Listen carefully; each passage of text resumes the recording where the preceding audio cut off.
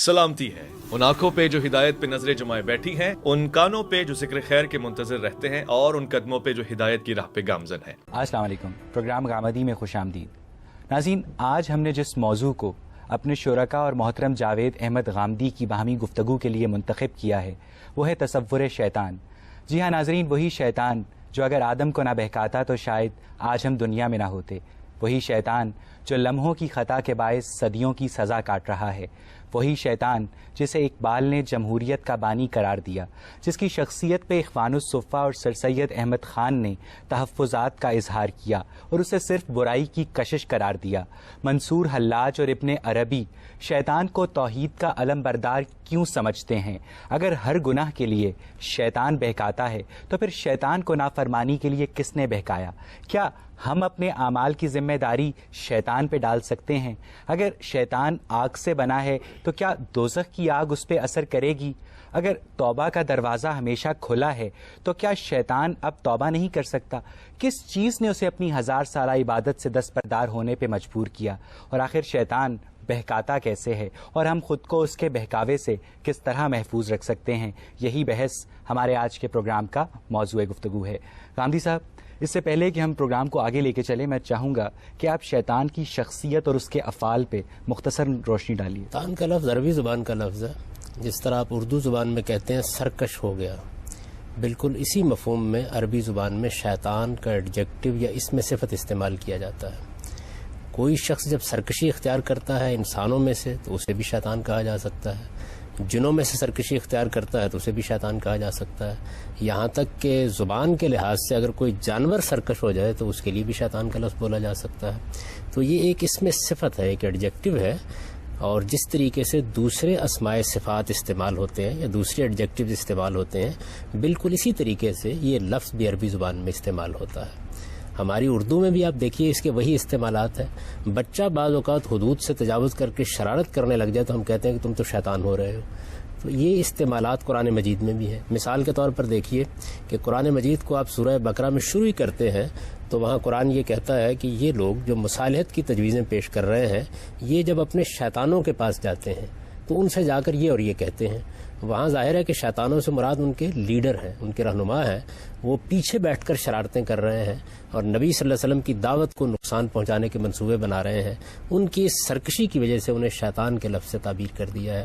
ہم اپنی زبان میں بلکہ دنیا کی ہر زبان میں اس طرح کے اسماء صفات اسی طرح استعمال کرتے ہیں۔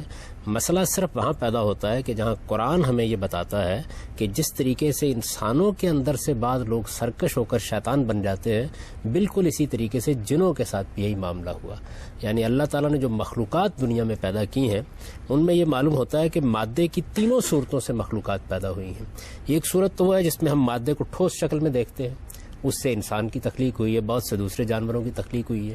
مادے کی ایک صورت وہ ہے کہ جس میں وہ انرجی بن جاتا ہے، اور جس کو آپ قدیم اگر تعبیر اختیار کریں تو زیادہ سے زیادہ آگ ہی سے تعبیر کر سکتے ہیں، اس سے جنات پیدا ہوئے ہیں۔ اور جب وہ لائٹ یا نور یا روشنی کی صورت میں بہت لطافت میں چلا جاتا ہے تو اس سے فرشتوں کو پیدا کیا گیا ہے۔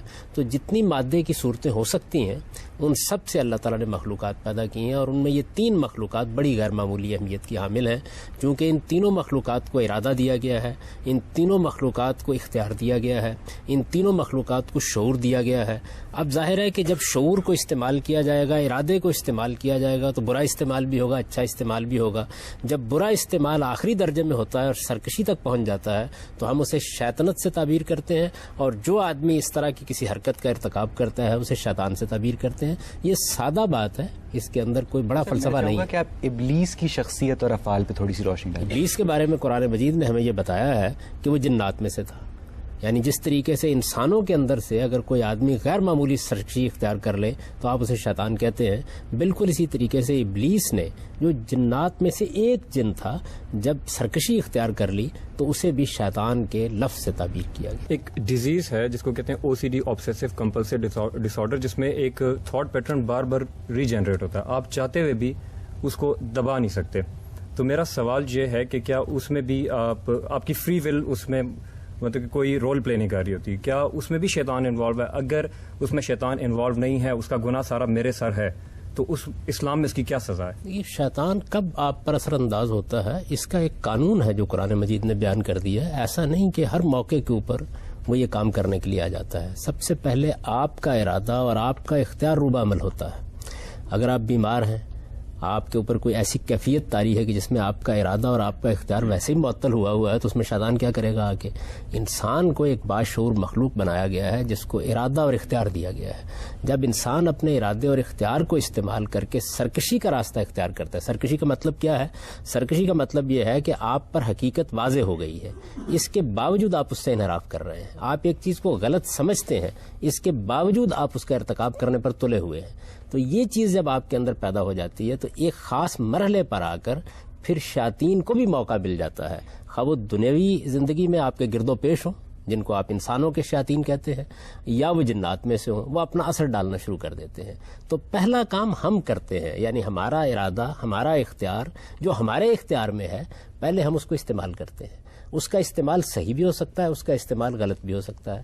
اگر اس کا استعمال صحیح ہے تو آپ کو فرشتوں کی تائید ایک مرحلے پر حاصل ہو جاتی ہے، اور اگر اس کا استعمال غلط ہے تو ایک خاص مرحلے کے اوپر آ کر شیطان اس میں در اندازی کرنا شروع کر دیتا ہے، اور وہ شیطان جنوں میں سے بھی ہو سکتے ہیں. یعنی یہ چیز ہے جس طریقے سے آپ دیکھیے نا کہ آپ ایک غلط رویہ اختیار کرتے ہیں تو سب سے پہلے آپ کے گرد و پیش میں آپ کے جو دوست احباب ہیں ان میں سے جو کسی غلط رویے کو زیادہ پسند کرنے والے لوگ ہوتے ہیں وہ آپ کے قریب ہوتے ہیں، پھر ان کے خیالات، ان کے افکار آپ پر اثر انداز ہونا شروع ہو جاتے ہیں. اسی وجہ سے دیکھیے قرآن مجید نے یہ کہا کہ یہ جو شیاطین ہیں یہ آپ کے دلوں میں وسوسے ڈالتے ہیں، من الجنۃ والناس، یہ انسانوں میں بھی ہوتے ہیں، یہ جنوں میں سے بھی ہوتے ہیں. غامدی صاحب، یہاں سے ہم آپ کی بات کو آگے بڑھائیں گے، لیکن ناظرین اس سے پہلے وقت ہوا ایک چھوٹے سے بریک کا. حاضر ہوتے ہیں بریک کے بعد.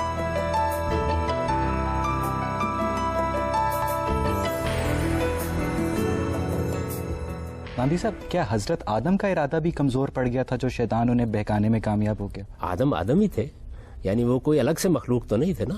اللہ تعالیٰ نے اس موقع پر ہمیں یہ بتایا کہ آدم کو کیا صلاحیتیں دی گئی ہیں. دیکھیے، پہلی بات اس سے یہ معلوم ہوئی کہ آدم کے پاس ارادہ بھی ہے اور اختیار بھی ہے. دوسری بات یہ معلوم ہوئی کہ اگر انسان اپنی فطرت کو صالح رکھے تو پھر اس کے بعد شیطان اس وقت تک اس کو نہیں بہکا سکتا جب تک کہ اس کے اپنے اندر کمزوری نہیں پیدا ہو جاتی. وہ کمزوری کیسے پیدا ہوتی ہے؟ وہ بعض اوقات کسی اچھے پہلو سے بھی پیدا ہو جاتی ہے. مثلا قرآن مجید نے یہ بتایا ہے کہ شیطان نے بار بار جس چیز کی ترغیب دی سیدنا آدم علیہ السلام کو، وہ چیز اپنی ذات میں کوئی بری چیز نہیں تھی. اس نے کہا کہ آپ اس درخت کا پھل اگر چکھیں گے تو اس سے آپ کو حیات جاوداں حاصل ہو جائے گی، ابدی زندگی حاصل ہو جائے گی، آپ اٹرنل لائف میں داخل ہو جائیں گے، ورنہ موت آپ کے سر کے اوپر منڈلا رہی ہے. اگر آپ نے اس درخت کا پھل نہیں چکھا تو اس کا نتیجہ آپ کے حق میں یہ نکلے گا کہ آپ موت کے حوالے کر دیے جائیں گے. تو انسان زندگی کا خواہاں ہے، حیات جاوداں چاہتا ہے. آپ یہ دیکھیے کہ قدیم ترین کہانیوں سے ہم آب حیات کی تلاش میں نکلے ہوئے ہیں. اگرچہ خضر بھی وہاں جا کے رہنمائی کرتا ہے یا نہیں کرتا، لیکن بہرحال نکل تو کھڑے ہوتے ہیں. تو شیطان نے بالکل یہی بات کہی. قرآن مجید میں الفاظ یہ ہے کہ کیا میں تمہیں ایک ایسی چیز کی طرف رہنمائی نہ کروں، الا ملک لا یبلا، ایک ایسی بادشاہی جو کبھی ختم نہیں ہوگی. اور یہی وجہ ہے کہ درخت کے بارے میں بھی یہ کہا کہ یہ ایک مجازی تعبیر تھی، ہمیشگی کا درخت. میں نے تو اس کو واضح کیا ہے اپنی تفسیر میں بھی کہ اصل میں شیطان نے کیا شیطان نے آ کر وہی جذبات بھڑکائے جو آج بھی ہمارے لیے سب سے بڑی لغزش کا باعث بنتے ہیں. یعنی انسان کے اندر ایک انانیت ہے، دوسرے جنس کے دائیات ہیں. اس نے ان دوسرے دائیات کو بھڑکا دیا اور اس کا نتیجہ یہ نکلا کہ وہ معاملہ ہو گیا جس سے اصل میں نسل کی ابتدا ہوئی. اور یہ نسل کی ابتدا ہے جس کو اس نے اس طرح تعبیر کیا تھا کہ اگر آپ نے یہ کام نہیں کیا تو اس کے نتیجے میں تو موت آ جائے گی. زندگی آپ کو ملی اسی صورت میں سکتی ہے کہ آپ اپنی اولاد کو آگے بڑھائیں. اور یہی وجہ ہے کہ اس کے اس مشورے پر عمل کرنے کے نتیجے میں وہ معاملہ ہونا شروع ہو گیا جس کے بعد اگر شیطان پھر حضرت آدم کو نہ بہکاتا تو بنی نوع انسان کبھی وجود میں نہ آتی. نہیں، دیکھیے بات یہ ہے کہ یہ جو واقعات کے بارے میں یہ طے کرنا ہوتا نا کہ اگر وہ ایسا نہ کرتا، اللہ تعالیٰ نے ایک اسکیم بنائی، اس اسکیم کا ظہور کسی دوسری صورت میں ہو جاتا. اسباب کام کرتے. شیطان نے اللہ میاں کی اسکیم میں مداخلت کی. اللہ تعالیٰ کی تو اسکیم ہی یہی تھی. یہ اسکیم تھی کہ آدم و حوا کو بنایا جائے, یہ اسکیم تھی کہ انہیں اقتدار دیا جائے, یہ اسکیم تھی کہ انہیں اختیار دیا جائے, زمین کی بادشاہی ان کو منتقل کی جائے. آپ یہ دیکھیے کہ یہ شیطان کا واقعہ تو بہت بعد میں پیش آیا. اللہ تعالیٰ تو قرآن مجید میں یہ کہہ رہے ہیں, ابھی ارادہ کر رہے ہیں, تو یہ کہہ رہے ہیں کہ انی جائل فی الارض خلیفہ, میں نے ارادہ کر لیا ہے کہ میں زمین میں ایک ایسی مخلوق بنانے والا ہوں جس کو میں اختیار بھی دوں گا اور اقتدار بھی دوں گا. تو اختیار اور اقتدار جہاں ہوگا وہاں اس کا استعمال بھی ہوگا. دیکھیے لفظ اختیار اور لفظ اقتدار یہ چاہتا ہے کہ آپ کو اس کے استعمال کرنے کا حق دیا جائے. جب آپ اسے استعمال کریں گے, اچھا بھی کریں گے, برا بھی کریں گے, غلط بھی کریں گے, صحیح بھی کریں گے. تو انہوں نے اپنے اختیار کو استعمال کیا اور اس اختیار کو استعمال کوئی غلط معنی میں نہیں کیا. یعنی ایک ایسی چیز کی ان کو ترغیب دی گئی جو اپنی ذات میں بالکل جائز چیز تھی, اس میں کوئی ممانعت نہیں تھی. وقتی طور پر اس کو روک کر کچھ سبق دینا پیش نظر تھا اور وہ سبق حاصل ہو گیا. یعنی معلوم ہو گیا کہ سرکشی اور انانیت نہ ہو تو غلطی کرنے کے بعد بھی انسان خدا کی طرف رجوع کرتا ہے, اور اگر انسان خدا کی طرف رجوع کرے تو وہ بڑی سے بڑی غلطی کو بھی معاف کر دیتا ہے, اور معافی نہیں کرتا بلکہ برگزیدہ کر کے پیغمبری کے منصب پر فائز کر دیتا. ٹھیک, آپ پوچھیے. اگر آپ یہ کہہ رہے ہیں کہ شیطان ایک فارم آف بیہیویئر ہے رادر دین پرسونیفائڈ فارم, تو پھر ابلیس کا نام دے کے اس کو ایک پرسونیفائی کر کے تو ہمیں ایک ایکسکیوز دے دیا گیا ہے کہ ہم ڈارک سائڈ آف ہیومینٹی کو بلیم کر دیں شیطان کے اوپر. تو ہماری جو ایک ہر انسان میں ایک بہت پازیٹیو اور ایک بہت نیگیٹو سائڈ ہوتی ہے. It's the balance that matters. تو اگر ہمارا بیلنس خراب ہو جائے اور ہم نیگیٹو سائڈ پہ چلے جائیں تو it's just very easy to say کہ مجھے تو شیطان نے بہکایا تھا. پہلی بات تو یہ ہے کہ میں نے یہ نہیں کہا کہ یہ ایک رویے کا نام ہے. میں نے یہ کہا ہے کہ جس وقت یہ رویہ کوئی شخص اختیار کرتا ہے تو پھر اس شخص کے لیے یہ ایڈجیکٹو یا اس میں صفت استعمال کیا جاتا ہے. یعنی شیطنت تو ایک رویے کا نام ہے, لیکن اس کو کوئی اختیار کرے گا نا. انسان اختیار کرے گا, جنات بھی اختیار کر سکتے ہیں, اس لیے کہ ان کے پاس بھی ارادہ اور اختیار ہے. پھر دوسری بات میں نے آپ کی خدمت میں عرض کی ہے کہ اصل میں ابتدا ہم سے ہوتی ہے. یعنی کسی کو ہمارے اوپر اثر انداز ہونے کا حق نہیں دیا گیا جب تک ہم خود اس کے لیے موقع فراہم نہیں کر دیتے. ہمیں ارادہ اور اختیار دیا گیا ہے, ہم اس ارادے اور اختیار کو یا صحیح استعمال کرتے ہیں یا غلط استعمال کرتے ہیں. جب ہم اس کو غلط استعمال کرتے ہیں تو اس موقع کے اوپر پھر شیاطین جن کو بھی اور انسانوں کے اندر جو سرکش لوگ ہوتے ہیں ان کو بھی موقع مل جاتا ہے کہ وہ ہمیں ترغیب دیں. دیکھیے ایک آدمی کے اندر جرم کرنے کے داعیات پیدا ہوتے ہیں, پھر اس کے بعد کیا ہوتا ہے, کچھ لوگ جو گرد و پیش میں آپ ہی کی گرد و پیش میں موجود ہوتے ہیں ان کے اندر بھی وہ چیزیں موجود ہوتی ہیں, اس کے قریب ہونا شروع ہو جاتے ہیں. ایک ایسی صحبت وجود میں آتی ہے جس میں بعض اوقات وہ ڈاکے ڈالنے کا منصوبہ بنانا شروع کر دیتا ہے, چوری کرنے کا منصوبہ بنانا شروع کر دیتا ہے. اب یہ لوگ جو پہلے سے غلط راستہ اختیار کیے ہوئے تھے یہ کس شخص کا کردار ادا کر رہے ہوتے ہیں, شیطان کا کردار ادا کر رہے ہوتے ہیں. بالکل اسی طریقے سے جب وہ اپنے ارادے کو غلط استعمال کرتا ہے تو ایک موقع پر شیاطین جن بھی اس پر اثر انداز ہونا شروع ہو جاتے ہیں. پہلا انیشیٹو آپ لیتے ہیں, تحریک آپ کے اندر سے ہوتی ہے, فیصلہ آپ کرتے ہیں. انسان کا ارادہ و اختیار اتنی غیر معمولی قوت ہے کہ وہ نہ صرف یہ کہ تمام شیاطین پر اس کے ذریعے سے غلبہ پا سکتا ہے بلکہ اگر وہ ابتدا نہ کرے تو کوئی شیطان اس پر اثر انداز بھی نہیں ہو سکتا. تو اصل میں پہلے تو ہم جو کچھ کرنا کرتے ہیں اور کسی کو آپ نہیں ٹھہرا سکتے اس معاملے میں مجرم. قرآن مجید نے دیکھیے کتنی خوبصورتی سے اس کو بیان کیا. قرآن مجید یہ کہتا ہے کہ وَمَن یَعْشُ عَن ذِکْرِ الرَّحْمَٰنِ نُقَیِّضْ لَهُ شَیْطَانًا فَهُوَ لَهُ قَرِینٌ. جو آدمی خدا کی یاد سے پہلے اپنے آپ کو غافل کر لیتا ہے, پہلے انسان یہ کام کرتا ہے. خدا کی یاد سے غافل کرنے کا مطلب یہ ہے کہ وہ سرکش ہو گیا ہے, وہ اپنے آپ کو خدا کا بندہ نہیں سمجھتا, وہ نہیں سمجھتا کہ مجھے کسی کے سامنے جواب دہ ہونا ہے. اب جب وہ انسانوں کی جان مال آبرو کے خلاف اٹھ کھڑا ہوتا ہے تو اس کے بعد وہ مرحلہ آتا ہے کہ ہم پھر کسی نہ کسی شیطان کو اس کے اوپر مسلط کر دیتے ہیں اور وہ پھر اس کا ساتھی بن کر ہمیشہ اس کا ساتھ دینے کے لیے تیار ہو جاتا ہے. یہ شیطان انسانوں میں سے بھی ہوتے ہیں, یہ شیطان جنات میں سے بھی ہوتے ہیں. تو اصل میں یہ بعد کا مرحلہ ہے, یعنی پہلے ہم ایک غلطی کرتے ہیں اس کے بعد آ کر شیاطین ہم پر اثر انداز ہوتے ہیں. پہلے ہم غلط کام کے لیے باہر نکلتے ہیں, اس کے بعد بری صحبت ہم پر اثر انداز ہونا شروع ہو جاتی ہے. بالکل ایسے جیسے انسانوں سے آپ متاثر ہوتے ہیں اسی طرح آپ جنات سے بھی متاثر ہوتے ہیں.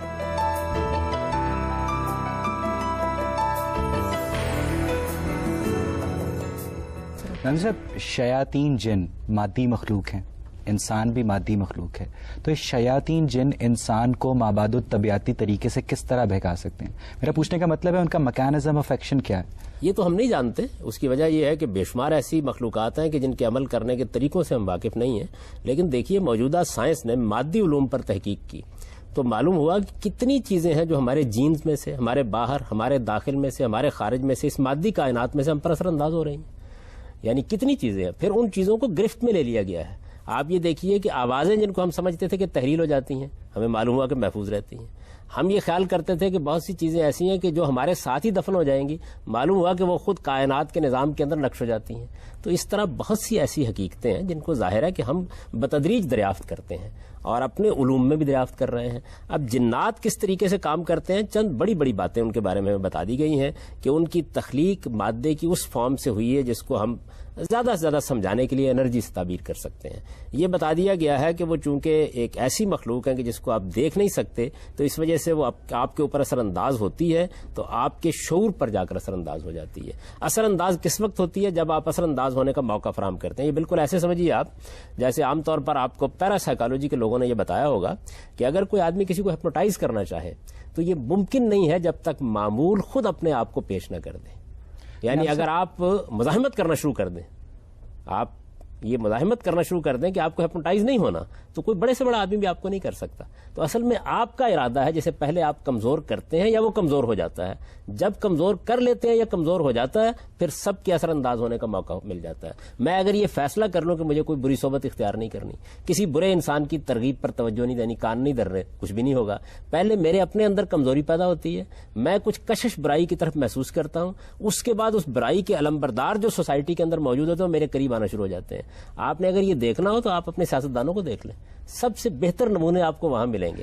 یعنی کس طریقے سے پہلے اقتدار کی ہوس پیدا ہوتی ہے، دولت کی ہوس پیدا ہوتی ہے، اس کے بعد قوم، ملک اس کے مفادات پس پش ڈالنا شروع کر دیتے ہیں.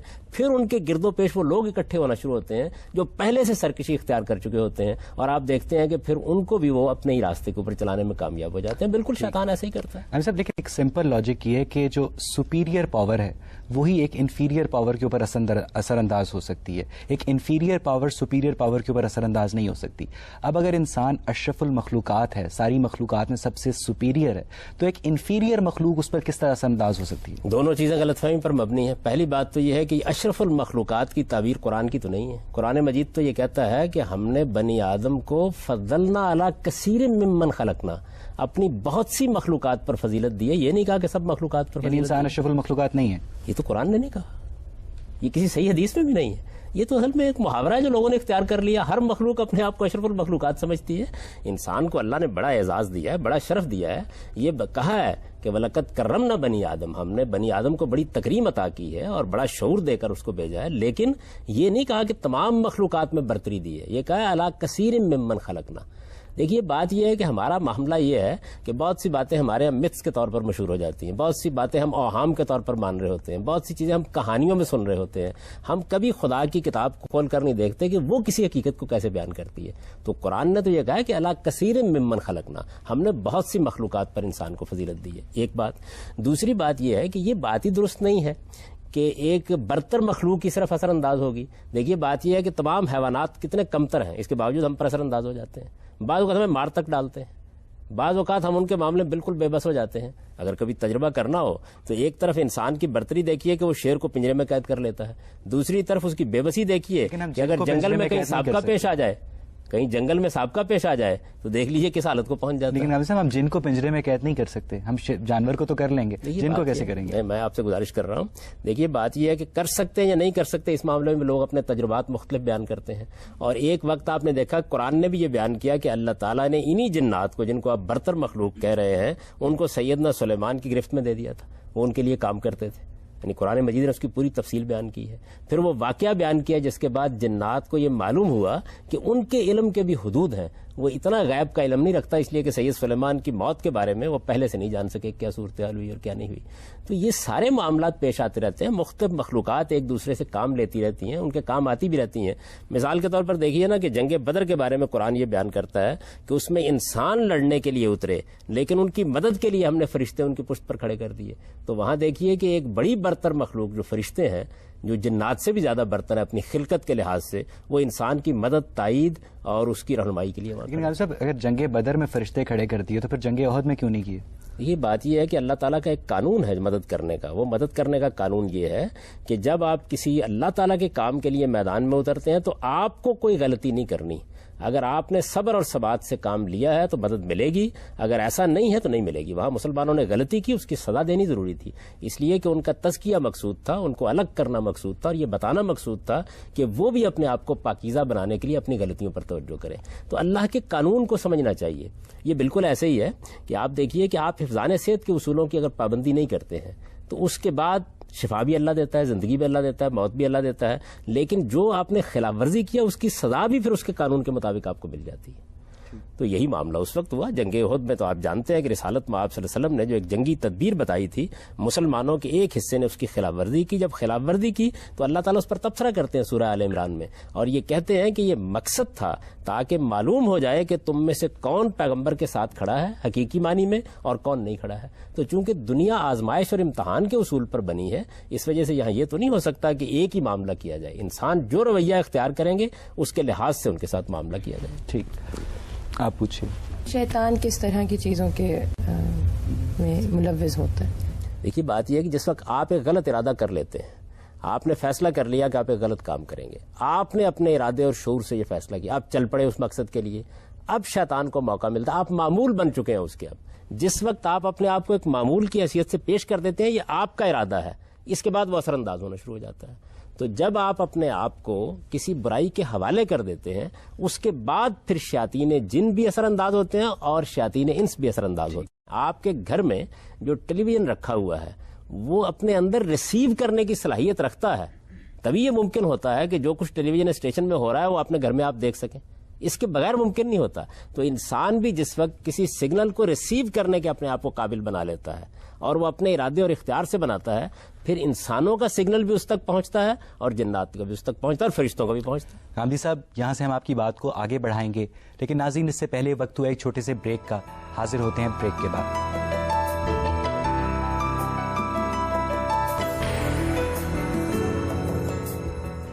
اچھا, سوال میرا یہ ہے کہ آپ نے کہا کہ انسان کی اپنی فری ول تو ہوتی ہے لیکن وہ بہکاوے میں آ جاتا ہے اور غلط کام کرتا ہے. سب سے پہلی بات تو یہ کہ آپ نے کہا, اس کے بعد یہ بھی کہا کہ انسان پہلے ایک فلسفے میں یقین رکھتا ہے, اس کی بنیاد کے اوپر وہ حرکات کرتا ہے.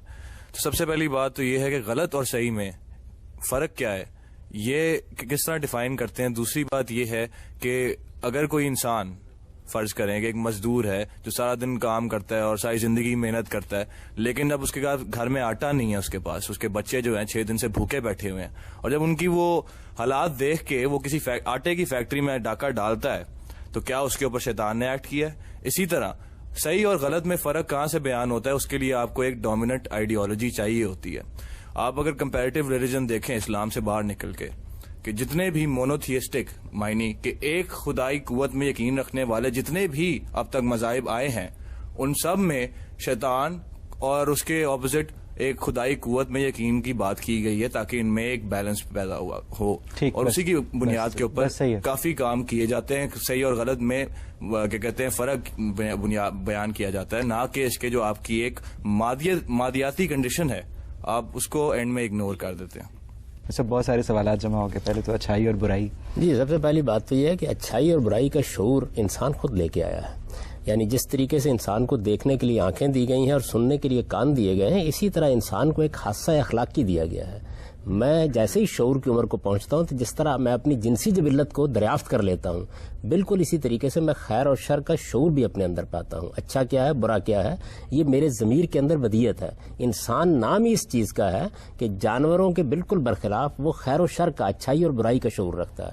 لیکن اچھائی اور برائی کا یہ شعور مجمل ہے, یعنی اس کی کچھ بنیادیں واضح کر دی گئی ہیں. مثال کے طور پر قرآن نے ہماری رہنمائی کی کہ ہم چند بنیادی حقائق کو جانتے ہوتے ہیں, ان کے بارے میں ہمیں کبھی کسی اختلاف سے دوچار نہیں ہونا پڑتا. وہ عالمگیر سچائیاں ہیں, عدل ہے, احسان ہے, رشتہ داری کے حقوق کا تحفظ ہے, کسی کے جان مال آبرو کے خلاف اقدام نہ کرنے کا داعیہ ہے. یہ چیزیں وہ ہیں کہ جو مسلمہ ہیں پوری انسانیت میں. اب اس کے بعد کیا ہوتا ہے, ان کی اپلیکیشن کرنا ہوتی ہے ہمیں. جب ہم ان کی اپلیکیشن یا ان کے اطلاق کی طرف جاتے ہیں تو یہاں ہم غلطیاں کرتے ہیں. ان غلطیوں سے بچانے کے لیے اللہ تعالیٰ نے پیغمبروں کا ایک سلسلہ جاری کیا اور ان کے ذریعے سے ہدایت دی، جس طرح کہ آپ نے بھی اس کا حوالہ دیا۔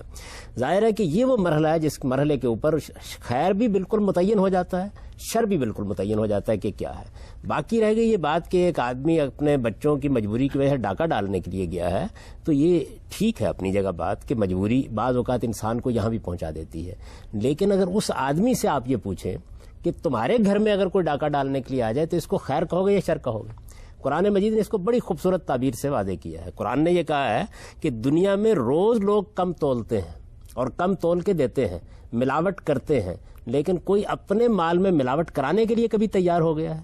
کوئی کم تلوانے کے لیے تیار ہو گیا؟ کبھی ایسا ہوا کہ آپ کسی وقت بازار میں گئے ہوں اور یہ خیال کر کے گئے ہوں کہ آج مجھے کوئی کم تول دے تو کتنا ہی اچھا ہو، آج مجھے کوئی ملاوٹ کر کے کوئی مال دے دے تو کتنا ہی اچھا ہو؟ یہ انسان کے اندر خیر اور شر کا شعور ہے۔ وہ جب ڈاکہ ڈال رہا ہوتا ہے تو یہ ٹھیک ہے کہ بعض اوقات مجبوری، بعض اوقات حالات اس درجے اس پر غلبہ پا لیتے ہیں کہ ہو سکتا ہے کہ اس کے اس جرم کو بھی نظر انداز کرنا پڑے بعض حالات میں، لیکن یہ کہ یہ جرم ہے وہ بھی جانتا ہوتا ہے، ہم بھی جانتے ہوتے ہیں، اور وہ معاشرہ بھی جانتا ہوتا ہے جو بعض اوقات اپنی ستم ظریفیوں سے انسان کو یہاں تک پہنچا دیتا ہے۔ اس سے خیر اور شر تبدیل نہیں ہوتے۔ رہ گئی یہ بات کہ اس میں شیاطین کب اپنا کام شروع کرتے ہیں۔ میں نے بار بار توجہ دلائی کہ جیسے ہی آپ اس راستے پر پڑتے ہیں، یعنی وہ آدمی گھر سے نکلا، اب وہ ڈاکہ ڈالنا چاہتا ہے، اس موقع کے اوپر اس کو ایک پستول چاہیے۔ سوسائٹی میں بہت سے شیاطین موجود ہوتے ہیں جو ٹھیک اس کی اس مجبوری اور کمزوری کے لمحے میں اس پر مسلط ہونا شروع ہو جاتے ہیں۔ جیسے ہی وہ مسلط ہوتے ہیں انسانوں کے اندر سے، اسی طرح جنات بھی اپنا کام شروع کر دیتے ہیں۔ اب اس کے بالکل برعکس فرض کیجئے، ایک آدمی سخت مجبوری کے عالم میں بھی کوئی برائی کرنے کے لیے تیار نہیں ہوتا، سخت سے سخت حالات کے اندر بھی خدا کے دیے کے اوپر کانے ہوتا ہے، اس کے اوپر بڑی سے بڑی مصیبت بھی آ جاتی ہے تو اس میں بھی وہ اخلاقی اصولوں کا خیال رکھتا ہے، تو فرشتے اس کے اوپر سکینت نازل کرنا شروع کر دیتے ہیں اس کے اس ارادے کی قدر کرنے کے لیے۔ اسی کو بیان کیا قرآن نے ایک تمثیل میں کہ سیدنا یوسف نے اپنے کردار کی حفاظت کی، مسلسل حفاظت کی، برسوں حفاظت کی۔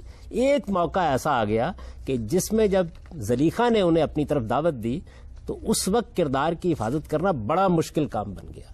یعنی ترغیب ایسی تھی، معاملات اس طرح کے تھے، صورتحال ایسی بنا دی گئی کہ کسی عام انسان کے لیے ممکن نہیں تھا۔ اب خدا کی قوت نمودار ہوئی اور اپنے بندے کو اس نے برائی نہیں کرنے دی۔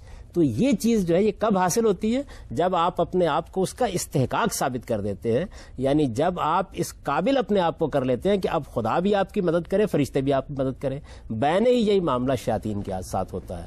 آپ جب کمزور ہوتے چلے جاتے ہیں پھر ایک وقت میں شیطان آپ پر قابو پا لیتے ہیں۔ جن لوگوں نے نفسیاتی امراض کا مطالعہ کیا وہ یہ جانتے ہیں کہ ڈپریشن کا مریض پہلے دن ڈپریشن کا مریض نہیں ہو جاتا، پہلے مرحلے میں یہ چیز اس کے اندر اس کے ارادے کی کمزوری سے داخل ہونا شروع ہوتی ہے، پھر ایک وقت تک وہ اس کا مقابلہ کرنے کی صلاحیت رکھتا ہے، پھر اتنا کمزور ہو جاتا ہے کہ مقابلہ نہیں کر پاتا، یعنی آہستہ آہستہ بیماری ہی اس کے اوپر مسلط ہو جاتی ہے۔ یہی معاملہ اصل میں پورے انسان کے ساتھ ہوتا ہے۔ نبی صاحب، سورہ سواد میں قرآن مجید میں شیطان اللہ تعالیٰ کو مخاطب کر کے کہتا ہے کہ اے رب تیری عزت کی قسم میں تیرے سب بندوں کو بہکاؤں گا سوائے ان لوگوں کے جنہیں تو نے اپنے لیے خاص کر لیا یا خالص کر لیا ہے۔ یہاں خاص لوگوں سے مراد کون لوگ ہیں اور انہیں عام لوگوں کے مقابلے میں شیطانی ترغیب سے ڈیوائن امیونٹی کیوں دی گئی ہے؟ نہیں، دیکھیے بات یہ ہے کہ شیطان نے اپنی سرکشی کا جب اظہار کیا ہے تو اس نے یہ بات واضح کر دی ہے کہ میں تو اپنی طرف سے ہر ایک ہی کو پکڑنے کی کوشش کروں گا۔ وہ کہہ رہا ہے سوائے ان لوگوں کے جنہیں تو نے اپنے لیے خاص۔ جی میں اسی طرف آ رہا ہوں، یعنی وہ یہ کہہ رہا ہے کہ میں تو ہر ایک کو پکڑنے کی کوشش کروں گا، لیکن کامیاب کہاں ہوں گا؟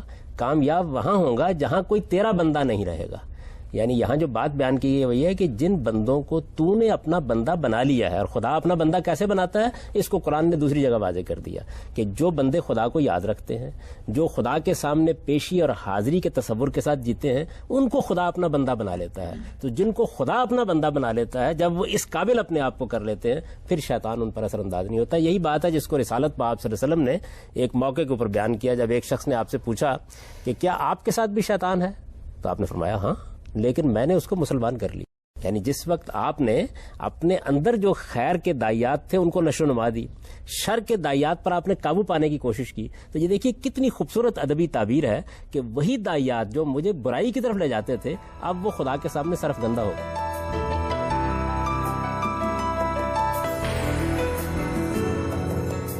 شیطان کا تصور ہے یہ شر سے وابستہ ہے، اور شر کا کوئی بھی مذہبی فلسفہ 3 بنیادی نقطوں کو، پوسٹولیٹس کو تسلیم کرتا ہے کہ خدا قادر مطلق ہے، خدا کامل خیر ہے اور شر موجود ہے۔ ٹھیک. اب اگر شر موجود ہے اور خدا اسے مٹانے کا خواہش مند بھی ہے تو پھر بھی کیا خدا قادر مطلق ہی رہتا ہے؟ خدا قادر مطلق ہے، لیکن اس نے خود آپ کو ارادہ اور اختیار دیا ہے. ارادے اور اختیار کا مطلب ہی یہ ہے کہ آپ کو اس کا موقع دیا جائے کہ آپ چاہے تو صحیح راستہ اختیار کریں، چاہے تو غلط راستہ اختیار کریں. خدا جب چاہے باغ کھینچ لے، لیکن جب اس نے خود موقع دے دیا. دیکھیے بات یہ ہے کہ میں اس پر اختیار رکھتا ہوں کہ میں اپنے گھر میں ایک چیز کا نفاذ کر دوں، لیکن میں فیصلہ کرتا ہوں کسی حکمت کے تحت کہ مجھے یہ اختیار استعمال نہیں کرنا.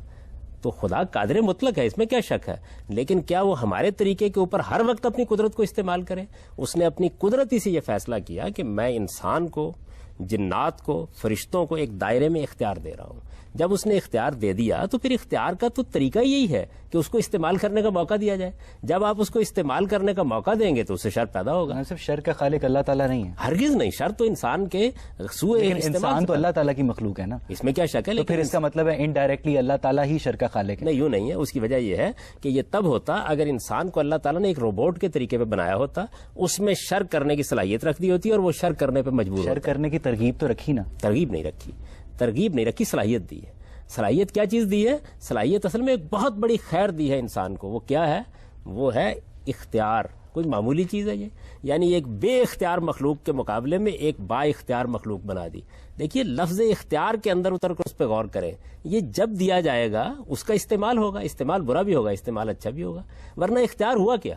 یعنی اگر اللہ تعالیٰ ہر موقع پر مداخلت کر لیتے، جیسے ہی آپ کسی غلط کام کا ارتکاب کرتے آپ کو پکڑ لیتے، تو پھر اختیار کیا ہوا؟ دینے کے معنی کیا ہوئے؟ دیکھیے اختیار دینے کا مطلب ہی یہ ہے کہ آپ کو مہلت ملنی چاہیے کہ آپ اس کا استعمال کریں. لہٰذا اللہ تعالیٰ نے تو آپ کو سراپا خیر بنایا ہے، اس لیے کہ آپ کو انہوں نے اختیار دیا ہے. اختیار دیا تھا، اختیار ایک بہت بڑی نعمت تھی. ہم جب اس کا غلط استعمال کرتے ہیں تو اس سے شر پیدا ہوتا ہے. یہی وجہ ہے کہ قرآن مجید نے دیکھیے ایک موقع کے اوپر اس کو بیان کیا نا کہ من شر ما خلق. یعنی یہ نہیں کہا کہ خدا شر کو پیدا کرتا ہے، یہ کہا کہ خدا نے جو مخلوقات پیدا کی ہیں ان سے شر وجود میں آ جاتا ہے، اس لیے کہ ان کو اس نے اختیار دیا ہوتا ہے، وہ اختیار کا غلط استعمال کر دیتی ہیں. اب یا تو آپ اختیار چھین لیں، ایک ہی صورت ہو سکتی ہے. اختیار دیں گے تو پھر آپ کو شر کے وجود کو ایک محدود مدت تک گوارا کرنا پڑے. ایسا قرآن مجید میں آتا ہے کہ قابیل نے حابیل کو قتل کیا شیطان کے بہکاوے میں آ کے، نہیں نفس کے بہکاوے میں. تو اس شیطان کے بہکاوے میں اور نفس کے بہکاوے میں فرق ہے؟ نفس کے بہکاوے سے بات شروع ہوتی ہے، شیطان اس کے بعد اثر انداز ہونا شروع ہوتے ہیں، خواہ وہ جنات میں سے ہوں خواہ انسانوں میں سے ہوں. سب سے پہلے تو آپ اندر سے یہ فیصلہ کرتے ہیں. اس واقعی کو اگر آپ پڑھیں، بائبل میں بھی پڑھیں، قرآن میں بھی پڑھیں، دیکھیے کیسے پیش آیا ہے. انسان کے اندر انانیت ہے، یعنی دو چیزیں انسان کے اندر موجود ہیں، ایک اپنی انا کا احساس، دوسرے جنس کی جبلت. اب وہاں ہوا کیا ہے؟ اس نے آ کے خدا کے حضور میں قربانی پیش کی ہے، اس کی قربانی قبول نہیں کی گئی، اس سے اس کی انا پر چوٹ پڑی ہے. اب بجائے اس کے کہ وہ اس پر غور کرتا کہ قربانی کیوں قبول نہیں کی گئی، اللہ تعالیٰ مجھ سے کیوں ناراض ہے، میرے اندر کیا خرابی ہے، جس کی قربانی قبول کی گئی اس کے معاملے میں وہ حسد میں مبتلا ہوا اور اس نے اس کو قتل کر دیا، اپنے ہی بھائی کو. تو یہ جو اس نے کیا ہے اس میں شیطان تو بعد میں داخل ہوگا. وہ حسد تو عورت کی وجہ سے تھا. یہ بھی ایک واقعہ بیان کیا جاتا ہے، لیکن قرآن مجید تو اس کو بالکل دوسرے طریقے سے بیان کرتا ہے. وہ یہ کہتا ہے کہ دونوں نے قربانی پیش کی، دونوں کی قربانی اللہ کے حضور میں جب پیش ہوئی تو اللہ نے ایک کی قربانی کو قبول کر لیا، کیونکہ اس زمانے میں اللہ کا طریقہ یہ تھا کہ قربانی کی قبولیت یا عبادت کی قبولیت بتا دی جاتی تھی. تو جیسے یہ بتایا گیا تو فوراً بعد وہ اشتعال میں آ گیا، اور اشتعال میں آ کے ایک دن اس نے منصوبہ بندی کر کے اپنے بھائی کو قتل کر دیا. یہ عورت کا قصہ جو ہے یہ کہانیوں میں ہے، قرآن مجید نے اس کو بیان نہیں کیا. ٹھیک، آپ پوچھے. سر میرے خیال سے سر اس کے ایک کازیشن جو ہے، اس سے جو پیچھے کیوس ہے، میں نہیں سمجھتا کہ سر میں جو کام کر رہا ہوتا ہوں ڈیلیبریٹلی برا کام میں خود کر رہا ہوتا ہوں. میں نے کبھی فیل نہیں کیا اس کو سر، شیطان یہ جو بیٹا ہے میں سر. تو اس کے حوالے سے آپ کیا کہہ سکتے ہیں؟ بات یہ کہ ابتدا تو آپ ہی کرتے ہیں نا. فلسفیانہ لحاظ سے اگر آپ دیکھیں تو ابتدا تو انسان ہی کرتا ہے، لیکن آپ نے کبھی نہیں دیکھا، آپ نے بارہا دیکھا ہوگا کہ آپ نے غلط کام کرنے کا ارادہ کیا، آپ کے دوستوں میں، آپ کے احباب میں بہت سے آپ پر اثر انداز ہونے شروع ہو گئے. میں تو بار بار توجہ دلا رہا ہوں کہ آپ شیطان کو جناتی میں کیوں تلاش کر رہے ہیں، وہ انسانوں میں بھی ہوتے ہیں. یعنی وہ جو خارج کی قوتیں آپ پر اثر انداز ہوتی ہیں، کیا آپ پر کبھی اثر انداز نہیں ہوئی؟ ہم سب پر اثر انداز ہوتی ہیں. پہلا ارادہ ہم کرتے ہیں، جب ہم ارادہ کر لیتے ہیں تو ہمارے گرد و پیش میں انسان پائے جاتے ہیں. یہ دیکھیے انہی انسانوں کے اندر سے بہت سے لوگ ہیں جن کی صحبت ہمیں بالکل غلط راستے پر لے جاتی ہے. تو یہ کیسے آپ فلسفیانہ طور پر کہتے ہیں یہ تجربے اور مشاہدے کے خلاف ہے؟ ابتدا آپ کرتے ہیں. یعنی یہ نہیں ہو سکتا کہ کوئی آدمی آپ کی ابتدا کے بغیر, آپ کے انیشیٹو کے بغیر, آپ کے ارادے کے بغیر آپ کو کسی غلط سمت میں لے جائے. لیکن کتنے دوست ہیں, کتنے احباب ہیں. ابھی میں نے آپ کو مثال دی کہ آپ دیکھیے کہ ایک سیاستدان کے گرد جو خوشامدی جمع ہو جاتے ہیں, بعض وقت قوموں کو تباہ کروا ڈالتے ہیں اس کے نتیجے میں, لیکن وہ پہلے اپنے آپ کو خود غلط راستے پر ڈالتا ہے. مذہب کو چھوڑ دیجیے آپ, یہ تو عام مشاہدے اور تجربے کی بات ہے کہ انسان بڑا کمزور واقع ہوا ہے. جب وہ اپنے ارادے کو کمزور کر لیتا ہے تو بعض اوقات اس کے دوست اس پر اثر انداز ہوتے ہیں, احباب اثر. اس وقت دیکھیے آپ اپنی نئی نسلوں کا مطالعہ کر کے دیکھیں, ان کے اوپر کیا صرف ان کا باطن اثر انداز ہوتا ہے, ان پر ٹیلی ویژن اثر انداز ہو رہا ہے, ان پر ریڈیو اثر انداز ہو رہا ہے, ان پر مواصلات کے ذرائع اثر انداز ہو رہے ہیں, ان کے اوپر بیرونی تہذیب اثر انداز ہو رہی ہے. ہر چیز, میں کسی اچھے اور برے کی پہلو کی بات نہیں کر رہا, اثر انداز ہو رہے ہیں. کہ آپ کا خیال یہ ہے کہ جو میڈیا آپ کے بیڈ روم میں پہنچ گیا ہے وہ اثر انداز نہیں ہو رہا؟ تو اس وجہ سے یہ بات کہ انسان اپنے اندر سے خرابی کی ابتدا کرتا ہے یہ تو بالکل ٹھیک ہے. اس کے بعد کچھ قدم چلتا بھی خود ہے, یہ بھی بالکل ٹھیک ہے, لیکن پھر باہر کی محرکات اور چیزیں بھی فوری طور پر اثر انداز ہونا شروع ہوتی ہیں. جو کاز ہم خود پیدا کر رہے ہیں سر, اس کے ایفیکٹس ہمارے کازز کی وجہ سے. جی ظاہر بات, میں نے تو بار بار اسی طرف توجہ دلائی. کس طرح وہ نتھی کر سکتے ہیں سر؟ یہ بات ہے, آپ کیوں نتھی کریں, اپنے آپ ہی کو مجرم ٹھہرانا چاہیے. یہ تو ہم مطالعہ کر رہے ہیں اس بات کا کہ جس وقت میں نے اپنے آپ کو غلط کر لیا, غلط راستے پر ڈال لیا, اس کے بعد وہ کیا چیزیں جو باہر سے اثر انداز ہوں گی. پھر یہ باہر سے جو چیزیں اثر انداز ہوتی ہیں یہ بھی زیادہ سے زیادہ کیا کرتی ہیں, یہ آپ کا ہاتھ پکڑ کر آپ کو غلط راستے پر نہیں لے جاتی, یہ زیادہ سے زیادہ آپ کے دل میں وسوسہ ڈالتی ہیں. یعنی ایک برا دوست کیا کرے گا, آپ کو ترغیب دے گا نا, بات کرے گا, دلائل دے گا, قبول تو آپ نے کرنا ہوتا ہے.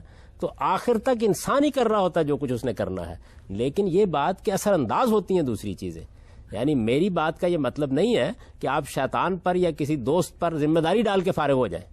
نہیں, ارادہ تو آپ نے کیا, اپنے اختیار کو استعمال کیا, لیکن گرد و پیش کے اندر سے جو چیزیں مؤثر ہو رہی ہیں ان کا آپ کیسے انکار کر سکتے ہیں؟ تو ظاہری بات ہے سر, جو کنسیکوینسز نکل رہے ہیں سر, اس کے تحت ہم نے اپنے سیکوینسز تو مرتب کرنے ہیں سر. جو نتائج نکل رہے ہیں وہ تو آپ اس کے ذمہ دار ہیں, اس لیے کہ ابتدا آپ نے کی اور مسلسل اپنے ارادے کو غلط بھی آپ نے استعمال کیا. ترغیب دوسرے نے دی, آپ نے اس کو قبول کیا. دیکھیے بات یہ ہے کہ اگر کوئی آدمی قاتل ہو جائے, عدالت میں پیش ہو, قتل ثابت ہو جائے, اس کے بعد وہ یہ کہے جی بات یہ ہے کہ میں نے قتل کرنے کا ارادہ تو کر لیا تھا لیکن بہت سے دوست مجھے مل گئے جنہوں نے مجھے ترغیب دے قتل کروا دیا, آپ اسے معاف کر دیں گے؟ اس لیے معاف نہیں کریں گے کہ اس میں کوئی شک نہیں کہ ترغیب دی گئی, ترغیب دینے کا انکار نہیں کیا جا سکتا, لیکن انسان کو اتنا زیادہ ارادہ اور کنٹرول دیا گیا ہے کہ وہ اگر اپنی صحیح تربیت کرتا تو کبھی اس ترغیب کو قبول نہ کرتا. صاحب لیکن ہر بندے کی ول پاور یونیفارم تو نہیں ہوتی نا.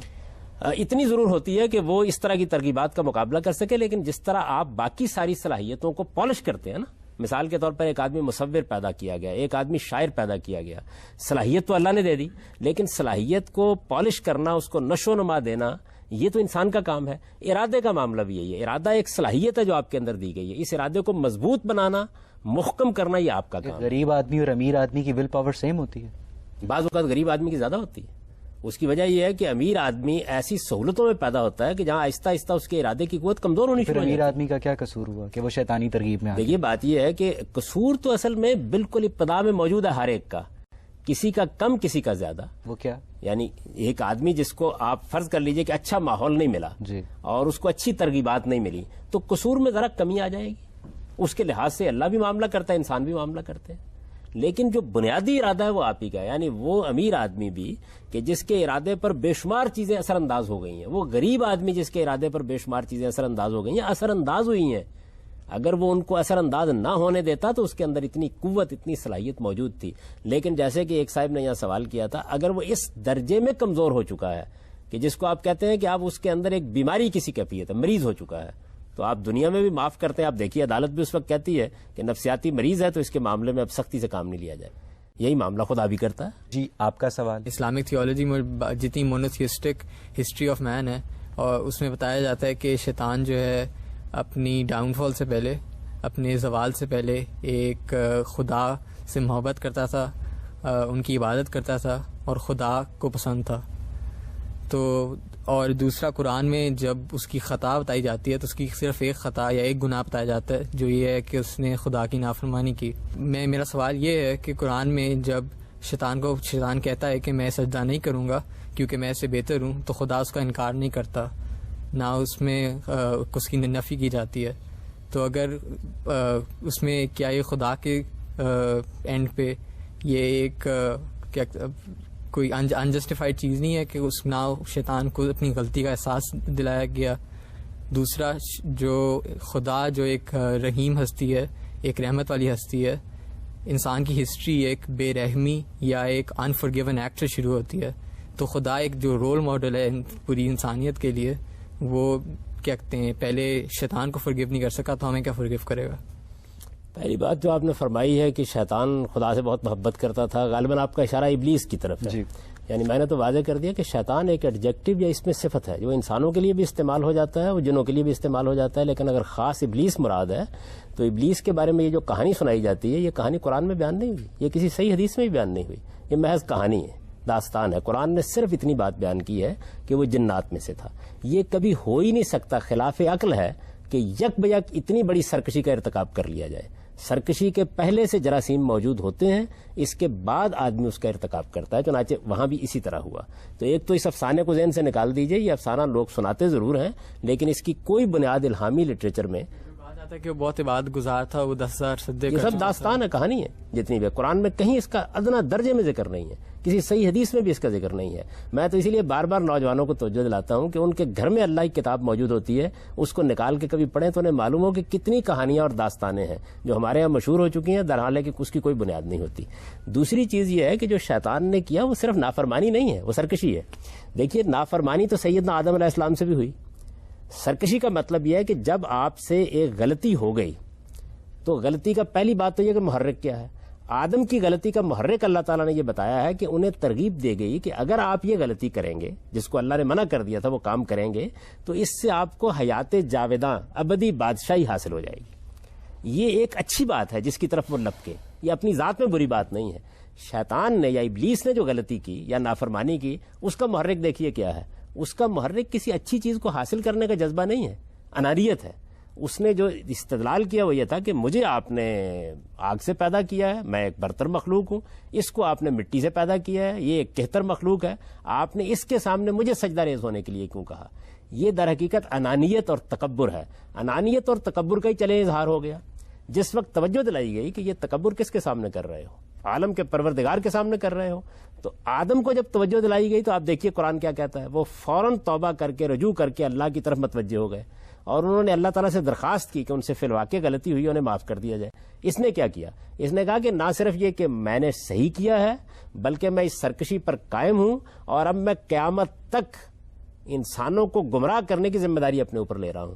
اس کے بعد خدا کیا رحمت فرمائے, وہ رحمت مانگنے کب گیا ہے, یہ تو آپ کی ہمدردی ہے اس کے ساتھ جو آپ فرما رہے کرتے ہیں. اچھا, فرشتے نوری مخلوق ہیں تو ایک نوری مخلوق کس طرح خیر اور شر کا شعور رکھ سکتی ہے, اور اگر وہ خیر اور شر کا شعور رکھتی ہے تو کیا وہ شر کرنے کی صلاحیت بھی رکھتی ہے, جبکہ ہم جانتے ہیں کہ نہیں رکھتی. دیکھیے بات یہ ہے کہ خیر اور شر کا شعور تو اللہ تعالیٰ ودیت کرے گا, اس کا کسی کے نوری یا خاکی ہونے سے کوئی تعلق نہیں ہے. یعنی اللہ تعالیٰ جس مخلوق کو چاہے گا خیر اور شر کا شعور دے دے گا, جس کو چاہے گا نہیں دے گا. بہت سے جانوروں کو اس نے خیر اور شر کا شعور نہیں دیا, حالانکہ ان کے اندر زندگی ہے اور وہ بھی بہرحال جبلتوں کے پابند ہیں, لیکن خیر اور شر کا شعور ان کے اندر نہیں ہے. انسان کو خیر اور شر کا شعور دیا گیا ہے, جنات کو دیا گیا, فرشتوں کو بھی دیا گیا ہے. یعنی تینوں مخلوقات خیر اور شر کا شعور رکھتے ہیں, باشعور مخلوقات ہیں. نافرمانی کرنے کی صلاحیت رکھتے ہیں, وہ کرتے نہیں. کیوں نہیں کرتے؟ اس لیے کہ ہمہ وقت خدا کے حضور میں رہتے ہیں. نافرمانی کرنے کی صلاحیت یعنی وہ شجر و حجر کی طرح نہیں ہے کہ صلاحیت ہی نہیں رکھتے, ورنہ تو شرف کیا ہوا ان کا, وہ اللہ کے حضور میں رہتے ہیں, اس وجہ سے کبھی نافرمانی نہیں کرتے. یہ بالکل ایسے ہے جیسے انسانوں میں سے جب کسی شخص کو پیغمبری کے منصب پر فائز کر دیا جاتا ہے تو پھر وہ خدا کے حضور میں ہوتا ہے اور آپ دیکھتے ہیں کہ اس سے غلطی نہیں ہوتی. کیا ہمیں اسلامی روایات میں بھی شیطان کی کوئی مارفولوجیکل ڈیٹیلز ملتی ہیں؟ بالکل ایسی کوئی چیز نہیں ملتی. یہ اصل میں عام طور پر جو وہم پرست قومیں ہیں ان کے اندر یہ خیالات پیدا ہو جاتے ہیں اور پھر وہ اپنی ذہنی تصویروں کو اس طریقے سے بیان کرتے ہیں. یعنی دیکھیے نا, قرآن مجید نے یہ بتایا ہے کہ ابلیس جنات میں سے تھا. جنات ایک اللہ تعالیٰ کی مخلوق ہے, تو جب اللہ تعالیٰ نے کسی ایک مخلوق کو پیدا کیا, جیسے انسانوں کو پیدا کیا, جیسے جانوروں کو پیدا کیا, اس میں سے کوئی شیطنت اختیار کرے گا تو اس کا ایک مجسم وجود تو ہوگا. اب سب یہ ایک بڑے مزے کی سچویشن سامنے آتی ہے کہ اگر ابلیس ایک جن تھا تو وہ کن دو جنوں کی اولاد تھا, اور اگر وہ خود پہلا جن تھا تو اس کی زوجہ کون تھی, اور اس کی اولاد میں سے مسلمان جن کیسے ہو سکتے ہیں؟ نہیں تو میری ملاقات ہوگی تو میں پوچھوں گا اس سے, یہ سارے سوالات پھر ہی معلوم ہو سکے گا. دیکھیں بات یہ ہے کہ اس وقت دنیا کے اندر انسانوں کا آپ جائزہ لیں. آدم و حوا سے انسانیت کی ابتدا ہوئی ہے, ظاہر بات ہے کہ یہ تو آپ کسی طرح بھی نہیں مان سکتے کہ جو اولاد کا سلسلہ اب چل رہا ہے یہ ہمیشہ سے چلتا رہا ہوگا، کہیں سے تو ابتدا ہوگی نا.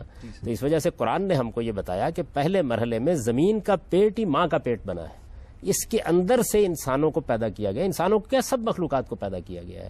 پھر اللہ تعالیٰ نے ایک لمبے عرصے کے بعد ہزاروں سال تک مخلوقات اس طرح سے پیدا ہوتی رہیں، ان کے اندر سے بعض مخلوقات کو اتنا ڈیولپ کر دیا کہ ان کے اندر اپنی نسل خود پیدا کرنے کی صلاحیت پیدا ہو گئی. اس کو قرآن نے لفظوں میں بیان کر دیا. دیکھیے قرآن کے الفاظ یہ ہیں، بدا خلق الانسان من طین ثم جعل نسلہ من سلالۃ من ماء مہین. ہم نے انسان کو پہلے مرحلے میں براہ راست گارے اور مٹی سے پیدا کیا، زمین کے پیٹ سے وہ نمودار ہوا. پھر اس کے بعد ایک لمبے عرصے تک ہم نے اسی صورت میں اس کو درست کرنا شروع کیا. پھر جب وہ بالکل درست ہو گیا تو اب ہم نے دوسرے مرحلے میں اپنی نسل خود پیدا کرنے کی صلاحیت. اس طرح تو آپ ایوولوشن کی تائید نہیں کر رہے. ایوولوشن کے دو پہلو ہیں. ایک ایوولوشن کا پہلو وہ ہے جس کو ڈارون نے پیش کیا، جہاں ایک خلیے سے پھر تمام مخلوقات وجود میں آتی چلی گئی ہیں. وہ تو اب تک ایک نظریہ ہے، اس کبھی حقائق کی میزان میں پورا نہیں اتر سکا. علم و عقل کبھی بھی اس کی تائید میں کچھ بھی فراہم نہیں کر سکے، بلکہ اب تو جو فاسلز کے نئے ریکارڈ دریافت ہو رہے ہیں وہ بتدریج اس کی نفی کرتے چلے جا رہے ہیں. ایک ارتقاء کا تصور ہوا ہے جو قرآن پیش کرتا ہے، اور وہ تصور یہ ہے کہ پہلے مرحلے میں جب مخلوقات کو پیدا کیا گیا تو زمین کے پیٹ سے وہ پیدا ہوتی رہیں، اور پیدا ہونے کا عمل پھر ہزاروں سال پر ہوا، اور تمام انواع الگ الگ وجود میں پذیر ہوئی، نہ کہ کسی ایک نوع سے تمام انواع پھوٹی ہیں. میں تو جب قرآن کی روشنی میں غور کرتا ہوں تو مجھے بالکل صاف واضح ہو جاتا ہے کہ آدم و حوا کی پیدائش جس طرح ٹوین پیدا ہوتے ہیں بالکل اسی طرح زمین کے پیٹ سے ہوئی ہے. اسی وجہ سے پسلی سے پیدا ہونے کی قدیم تعبیر اختیار کر لی.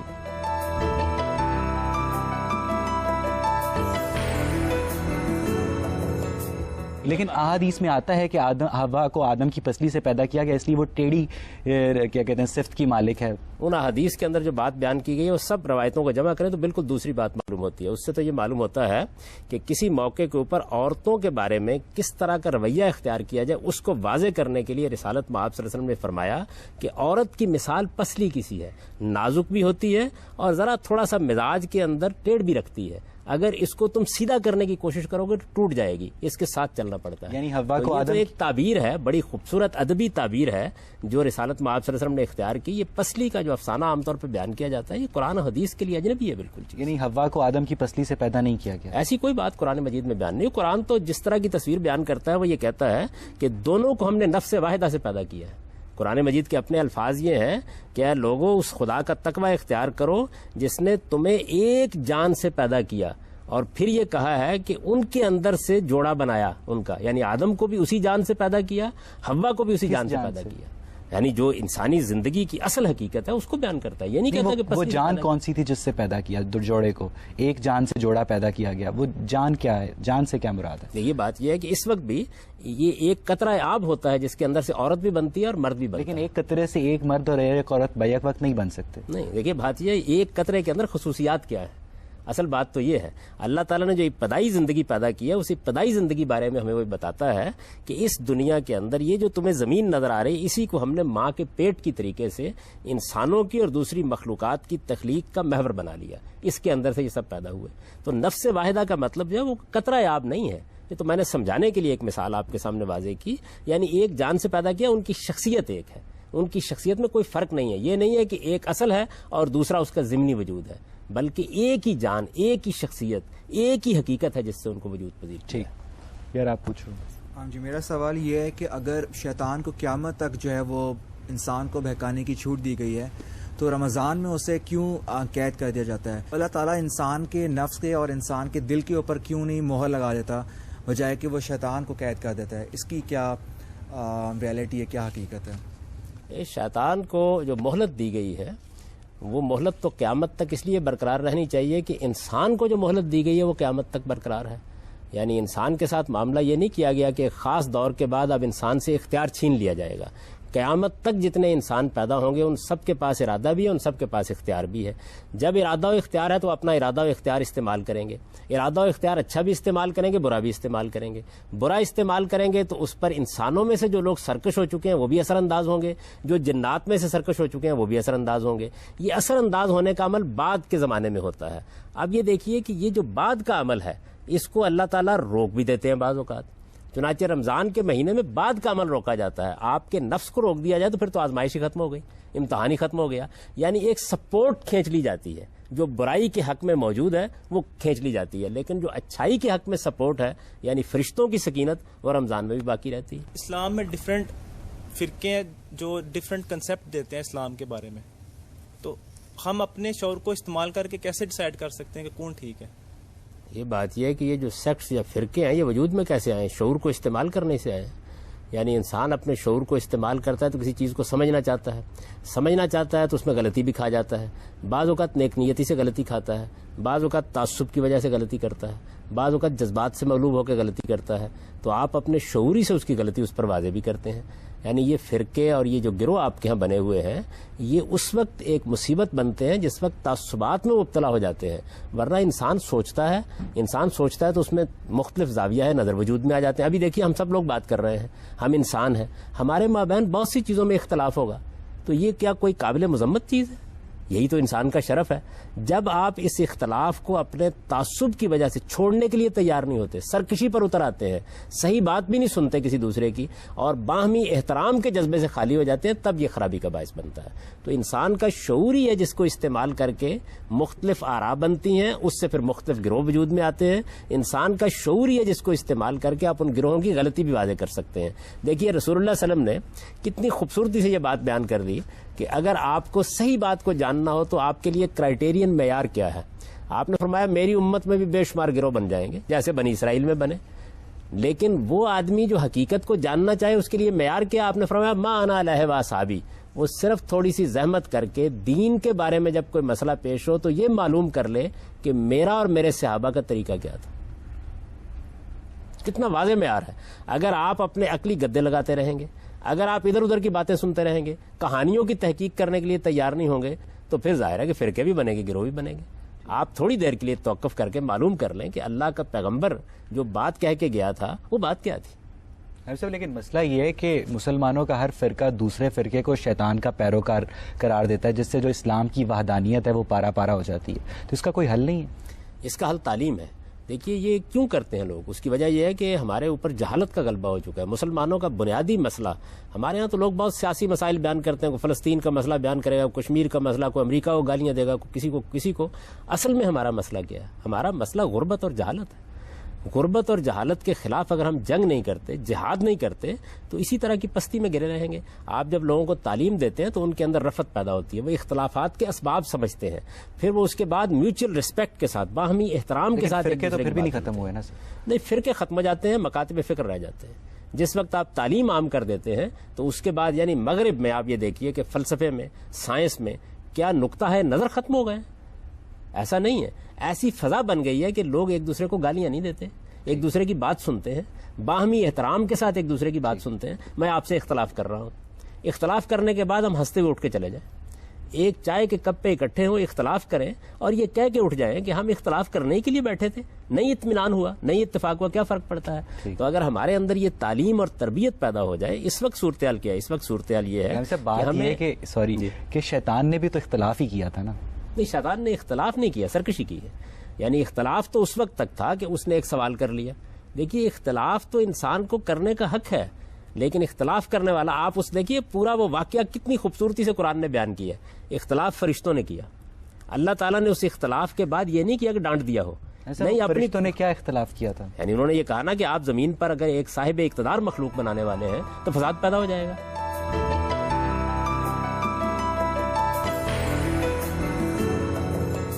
غام صاحب یہ بھی تو کہا جاتا ہے کہ شیاطین کو انسان سے 2000 سال پہلے بنایا گیا تھا اور وہ بھی صاحب ارادہ اور صاحب اختیار تھے, تو کیا انہوں نے فساد کریٹ نہیں کیا جتنا انسانوں نے کیا؟ بات یہ کہ جنات کے اندر بھی فساد پیدا ہوا اور فرشتوں کے سامنے ان کی بھی تصویر موجود تھی. وہ یہ جانتے تھے کہ ان کے اندر بھی فساد کے آثار موجود ہیں, لیکن کیوں ہے؟ اس لیے کہ ارادہ و اختیار دیا گیا ہے. آدم کو بھی جب ارادہ و اختیار دے کے زمین کی بادشاہی دینے کا اعلان کیا گیا تو انہوں نے اختلاف کیا, لیکن بڑے ادب کے ساتھ اختلاف کیا, اپنی بات پیش کی. اللہ تعالیٰ نے اس کے جواب میں ڈانٹ نہیں دیا ان کو, پوری اپنی اسکیم کی وضاحت کی. جب پوری اسکیم کی وضاحت کی تو دیکھیے انہوں نے اس کے اوپر کیا کہا. انہوں نے کہا بات سمجھ میں آ گئی.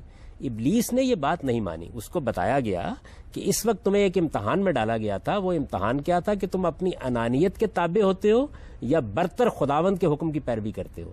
تمہیں اپنی بڑائی تو یاد رہی, خدا کی بڑائی یاد نہیں رہی. اس غلطی پر جب اسے متنبع کیا گیا تو یہ بھی ہو سکتا تھا کہ وہ مزید سوال کر لیتا, یہ بھی ہو سکتا تھا کہ وہ اپنا اشکال پیش کرتا. اس نے کہا کہ نہیں, اچھا اب مجھے ذلت میں ڈالا گیا ہے, میں اس ذلت کا بدلہ لوں گا اور قیامت تک سرکشی کے مقام پر کھڑا رہوں گا. تو یہ فیصلہ ہے اس کا, جس کے بعد وہ اللہ کی رحمت سے محروم ہوا ہے. اسی طرح انسان کا معاملہ ہے. آپ کو غلطی لگی, مجھے غلطی لگی, میری غلطی مجھ پر واضح کی گئی. اس کو دیکھیں, قرآن مجید نے خود سورہ نساء میں بیان کیا ہے, یہ بتایا ہے کہ وہ لوگ جو کسی وقت جذبات سے مغلوب ہو کر بڑے سے بڑے گناہ کا ارتکاب کر لیتے ہیں, یا ملون السوء بجہالہ, پھر اس کے بعد ان کو فوراً احساس ہوتا ہے کہ انہوں نے غلطی کر لی, اللہ نے یہ اپنے اوپر لازم کر رکھا ہے کہ بڑے سے بڑے گناہ کو بھی معاف کر دے.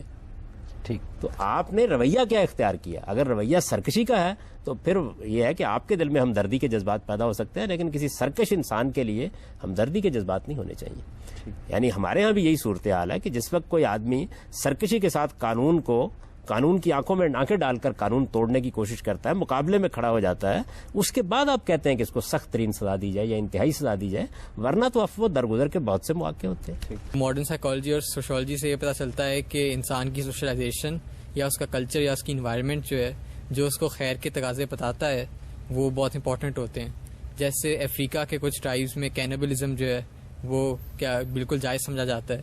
تو ایک بچہ جو دیکھتا ہے کہ اس کی ماں, اس کے باپ, اس کے گرد و نواح میں اچھے لوگ جن کو وہ اچھا سمجھتا ہے, جس کے خیر کے تقاضوں کے حساب سے وہ کینیبلزم میں یا انسانی گوشت کھانے میں کیا کہتے ہیں ملوث ہیں, تو وہ اس کو برا کبھی نہیں سمجھے گا, جس کو ہم شر سمجھتے ہیں, مگر وہ تو خیر سمجھتے ہیں. خیر اور شر کے کچھ تصورات فطری ہیں, وہ عالمگیر ہیں, وہ تمام انسانوں میں پائے جاتے ہیں. کچھ چیزیں ایسی ہیں کہ جو سماجی اخلاقیات سے پیدا ہوتی ہیں. سماجی اخلاقیات اصل میں ان ایبسولیوٹ یا مجرد تصورات کے بعد پیدا ہوتی ہیں, ان میں تبدیلیاں آتی رہتی ہیں, معاشرے کے لحاظ سے تبدیلیاں آتی رہتی ہیں, تمدن کی ترقی کے ساتھ تبدیلیاں آتی رہتی ہیں. ایبسولیوٹ تقاضے اسی وجہ سے جاننے کی ضرورت پیش آتی ہے کہ وہ ہیں کیا. وہ مجرد تقاضے جو ہیں اسی وجہ سے قرآن مجید نے ان کو لسٹ کر کے الگ بیان کر دی ہے. جو ان کی بلبوتے پر اخلاقیات پیدا ہوتی ہے اس میں اختلاف بھی ہو جاتا ہے, اور اسی وجہ سے پیغمبروں کی ضرورت پڑتی ہے تاکہ ان کو بھی متعین کر لیا جائے. دوسری چیز یہ ہے کہ میں نے بار بار آپ کو یہ توجہ دلائی کہ انسان کے پاس ارادہ اور اختیار ہے. ارادے اور اختیار کو انسان غلط استعمال کرتا ہے. غلط استعمال کرنے کے نتیجے میں ایسی نوبت بھی آ جاتی ہے کہ اس کی فطرت بالکل مسخ ہو کے رہ جاتی ہے. چنانچہ آپ دیکھیے کہ بہت سے ایسے لوگ ہوں گے, بڑی انہوں نے نیکی سے خیر سے ابتدا کی ہوگی, بری صحبت میں پڑے, بتدریج صورتحال یہ ہو جاتی ہے کہ پھر وہ انسانوں کا خون پی رہے ہوتے ہیں اور ان کو احساس نہیں ہوتا کہ وہ یہ کام کر رہے ہیں. آپ دیکھیں ہمارے معاشرے کے اندر بہت سے مجرم ایسے ہیں, لیکن وہ جو بنیادی اخلاقیات اندر ہیں ان کا امتحان کیا ہے؟ ان کا امتحان یہ ہے کہ یہ تو ہو سکتا ہے کہ وہ کسی دوسرے کا خون پی لیں, لیکن جب انہیں بتایا جائے کہ ہم تمہارا خون پینے کا فیصلہ کر رہے ہیں, اس موقع پر وہ اندر جاگ اٹھتا ہے. جن لوگوں کو آپ کہتے ہیں نا کہ وہ یہ کرتے ہیں, آپ یہ دیکھیں وہ اپنے ساتھ وہ کرانے کے لیے تیار نہیں ہوتے. تو انسان کی فطرت میں کچھ تو فطری اخلاقیات ہیں, کچھ ان فطری اخلاقیات سے انفر کر کے استنباط کر کے سماجی اخلاقیات پیدا ہوتی ہیں. سماجی اخلاقیات بدلتی رہتی ہیں. مثلا بزرگوں کے معاملے میں ادب کا طریقہ اختیار کرنا ہے, یہ تو ایک اعلیٰ ترین قدر ہے. آپ بھی مانتے ہیں, میں بھی مانتا ہوں, ساری انسانیت مانتی ہے. ہمارے آج سے 50 سال پہلے اس نے سماجی اخلاقیات کی یہ صورت اختیار کر لی تھی کہ آپ کسی بڑے کے سامنے یا بزرگ کے سامنے سر ننگے نہیں جائیں گے. یہ تبدیل ہو گئی. اس کی وجہ یہ کہ یہ اصل میں اس کی مینیفیسٹیشن تھی. اصل قدر اپنی جگہ موجود ہے. ہو سکتا ہے آج ادب اور احترام کے نئے اسالیب وجود میں آ جائیں. تو یہ انسانی تمدن میں ہوتا رہتا ہے. عام طور پر ہمارے ماہرین سماجیات, عمرانیات اور ماہرین نفسیات جو غلطی کرتے ہیں وہ اصناف کی کیٹیگرائزیشن کی غلطی ہے. یعنی وہ فطری اخلاقیات اور سماجی اخلاقیات میں فرق نہیں کرتے.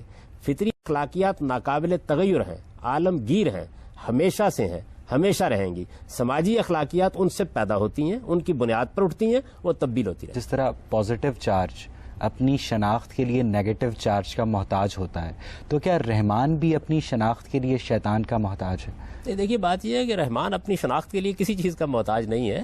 رحمان تو اپنی تخلیقی فعالیت کا اظہار کر رہا ہے. وہ خالق ہے, اس سے تخلیق کا ظہور ہو رہا ہے. کیونکہ اس کے اندر رحمت کے دائیات موجود ہیں, اس لیے وہ بڑی سے بڑی اعلیٰ مخلوقات پیدا کرتا چلا جا رہا ہے. ان مخلوقات میں اس نے فیصلہ کیا کہ کچھ ایسی مخلوقات بھی پیدا کرے گا جن کو ارادہ اور اختیار دے گا. ارادے اور اختیار کے نتیجے میں شیطان وجود میں آتے ہیں, اور ارادے اور اختیار کے نتیجے میں انبیاء علیہ السلام وجود میں آتے ہیں. تو یہ چیز تو اصل میں اللہ تعالیٰ کے تخلیقی عمل کا ایک ناگزیر نتیجہ ہے. اس میں خدا کی شناخت کے احتیاج یا اس کا محتاج ہونے کا کوئی سوال نہیں ہے. وہ اس سے بالا تر ہے. وہ تو یہ کہتا ہے کہ تم میری آیات کا کیا شمار کرو گے؟ اگر سارے تمہارے سمندر روشنائی بن جائیں اور سارے درخت قلم بن جائیں تو میری دنیاؤں کا تم احاطہ نہیں کر سکتے. ابھی تو ہمارا حال یہ ہے کہ یہ تھوڑی سی ہم نے سائنسی جدوجہد کی ہے پچھلے 200 سال میں, تو معلوم ہوا کہ اس کائنات کے اندر یہ ہماری زمین جس میں ہم بڑی چیز سمجھتے تھے یہ ایک ذرہ ناچیز ہے. ہم صاحب اب مسئلہ یہ ہے کہ اب اگر ہر طرف رحمان کا ظہور ہو, شیطان ہو ہی نہ, تو پھر ہم برائی کو کس کے کھاتے میں ڈالیں گے؟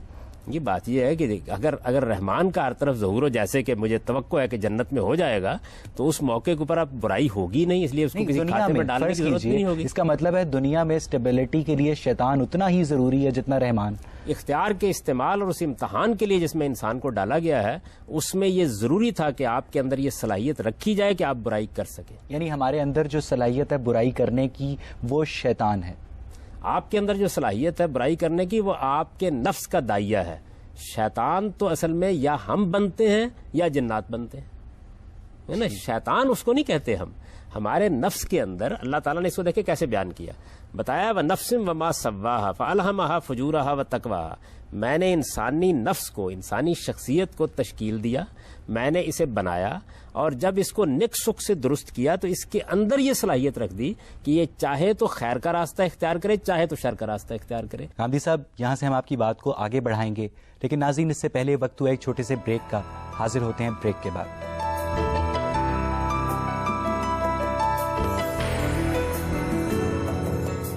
برائی کرنے کے لیے ہمیشہ شیطان کی سپورٹ کی ضرورت ہے, یا صرف جو اس کا ارادہ ہے, جیسے کہ آپ نے کہا کہ آپ برا ارادہ کر لیں, تو کیا وہ صرف اس کے ذریعے وہ برا عمل کر سکتا ہے یا اسے شیطان کی ضرورت ہوتی ہے؟ اس کا بہت اچھا موقع اس وقت ملتا ہے جب آپ رمضان کے مہینے میں برائی کرتے ہیں.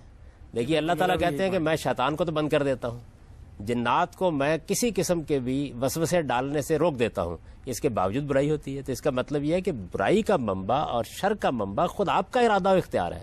جب آپ اسے غلط استعمال کرتے ہیں تو اس سے شر پیدا ہونا شروع ہو جاتا ہے. ایسا بات یہ ہے کہ مولانا مودودی اپنی تفہیم القرآن میں لکھتے ہیں کہ شیطان صرف اور صرف انسان کے اندر وسوسہ ڈالنے کی قوت رکھتا ہے, کسی کو جسمانی طور پر بیمار نہیں کر سکتا. تو پھر یہودی جادوگر لبید بن عاصم نے کس طرح آن حضور کو شیطانی جادو سے جسمانی طور پر بیمار کر دیا؟ یہ دیکھیے بات یہ ہے کہ یہ بات کہ جادو کیا چیز ہے, یعنی جادو ایک نفسی علم ہے, اس میں شیاطین کا دخل بہت بعد میں شروع ہوتا ہے. جادو کی کئی اقسام ہیں, اور آپ جب کسی نفسی علم سے کام لیتے ہیں, جیسے اب پیرا سائیکالوجی آپ کو بہت سی چیزیں بتا رہی ہے جس میں آپ اثر انداز ہو سکتے ہیں, ٹیلی پیتھی ہے اور بہت سی چیزیں ہیں, ان تمام چیزوں میں آپ کے اپنے نفس کی قوتیں اثر انداز ہوتی ہیں. جادو میں بھی عام طور پر انہی قوتوں سے کام لیا جاتا ہے. اس یہودی نے کیا جادو کرنے کی کوشش کی تھی اس کی کوئی تفصیلات ہمیں معلوم نہیں ہے. یہ معلوم نہیں ہے, دن بدن بیمار پڑتے چلے گئے, یہ کہا جاتا ہے کہ ان کی کنگھی کے اوپر جادو ہو گیا. نہیں, یہ تو بہت حد تک دیکھیے بات یہ ہے کہ افسانے ہیں. اتنی سی بات صحیح روایتوں کے اندر بیان ہوئی ہے کہ جادو کرنے کی کوشش کی گئی. دیکھیے یہود کے بارے میں یہ بات قرآن نے بھی واضح کر دی ہے کہ جب انہوں نے دیکھا کہ استدلال کے میدان میں اس دعوت کو شکست نہیں دی جا سکتی, اخلاقی لحاظ سے بھی یہ اتنے برتر لوگ ہیں کہ ان کے مقابلے میں کوئی بات نہیں کہی جا سکتی, تو جس طرح انہوں نے جسمانی نقصانات پہنچانے کے لیے بہت سے منصوبے بنائے, جیسے کبھی بلا کر پتھر لڑکا دیا یا اس طرح کے معاملات کیے, اسی طرح جادوگروں سے بھی مدد لی جس طرح کہ اب بھی ہمارے یہاں لوگ کرتے ہیں. تو جادو کرنے کی کوشش کی گئی, یعنی وہ اپنی کوشش میں کامیاب نہیں ہوئے. رسالت مآب صلی اللہ علیہ وسلم نے کچھ گرانی سی محسوس کی, اور اس کے بعد روایتوں میں یہ آتا ہے کہ آپ کو اللہ تعالیٰ کی طرف سے تعلیم دی گئی کہ آپ دعا کریں. جب آپ نے دعا کی تو وہ گرانی ختم ہو گئی. اس کو بعد لوگوں نے افسانہ بنا کے اس میں بہت سی تفصیلات کا اضافہ کر دیا ہے. قرآن مجید اس معاملے میں بالکل واضح ہے کہ کسی پیغمبر کو بھی ہرگز اس کے دشمنوں کے ہاتھ میں نہیں دیا جاتا. اللہ تعالیٰ اس کی حفاظت کرتا ہے. قرآن کے الفاظ ہیں واللہ یعصمک من الناس, آپ مطمئن رہیں اللہ تعالیٰ ان انسانوں کے مقابلے میں آپ کی حفاظت کرے گا. تو جو خدا کی حفاظت میں ہو اس کے اوپر کوئی چیز کیسے اثر انداز ہو سکتی ہے. وقتی طور پر ایک اثر ضرور ہوا, اللہ کی دعا سے فوراً ختم. ایسا مسئلہ یہ ہے حضرت زکریا بھی تو پیغمبر تھے, انہیں بھی تو ان کے دشمنوں کے حوالے کر دیا گیا. یہ بات یہ ہے کہ اللہ تعالیٰ جس وقت کسی قوم کو سزا دینا چاہتے ہیں اور جس وقت وہ یہ فیصلہ کر لیتے ہیں کہ اب اس قوم کو آخری درجے میں سزا دینی ہے, تو پھر بعض اوقات پیغمبروں کے ساتھ بھی یہ معاملہ ہوتا ہے کہ پھر ان کو حوالے کر دیا جاتا ہے, لیکن وہ بھی صرف نبیوں کو, رسولوں کے معاملے میں یہ کبھی نہیں ہوتا. ٹھیک, آپ پوچھیے. اگر ابلیس کے واقعے کو غور سے دیکھا جائے تو اس میں یہ انڈورس کیا جاتا ہے کہ ڈکٹیٹرشپ ہو, الٹیمیٹ ٹروتھ کا ایک کانسیپٹ ہو, اور اگر کوئی بات کہہ رہا ہے اور آپ اس کو صحیح نہیں سمجھتے تو آپ اس کو سزا دے دیں, بلکہ فار لائف سزا دے دیں.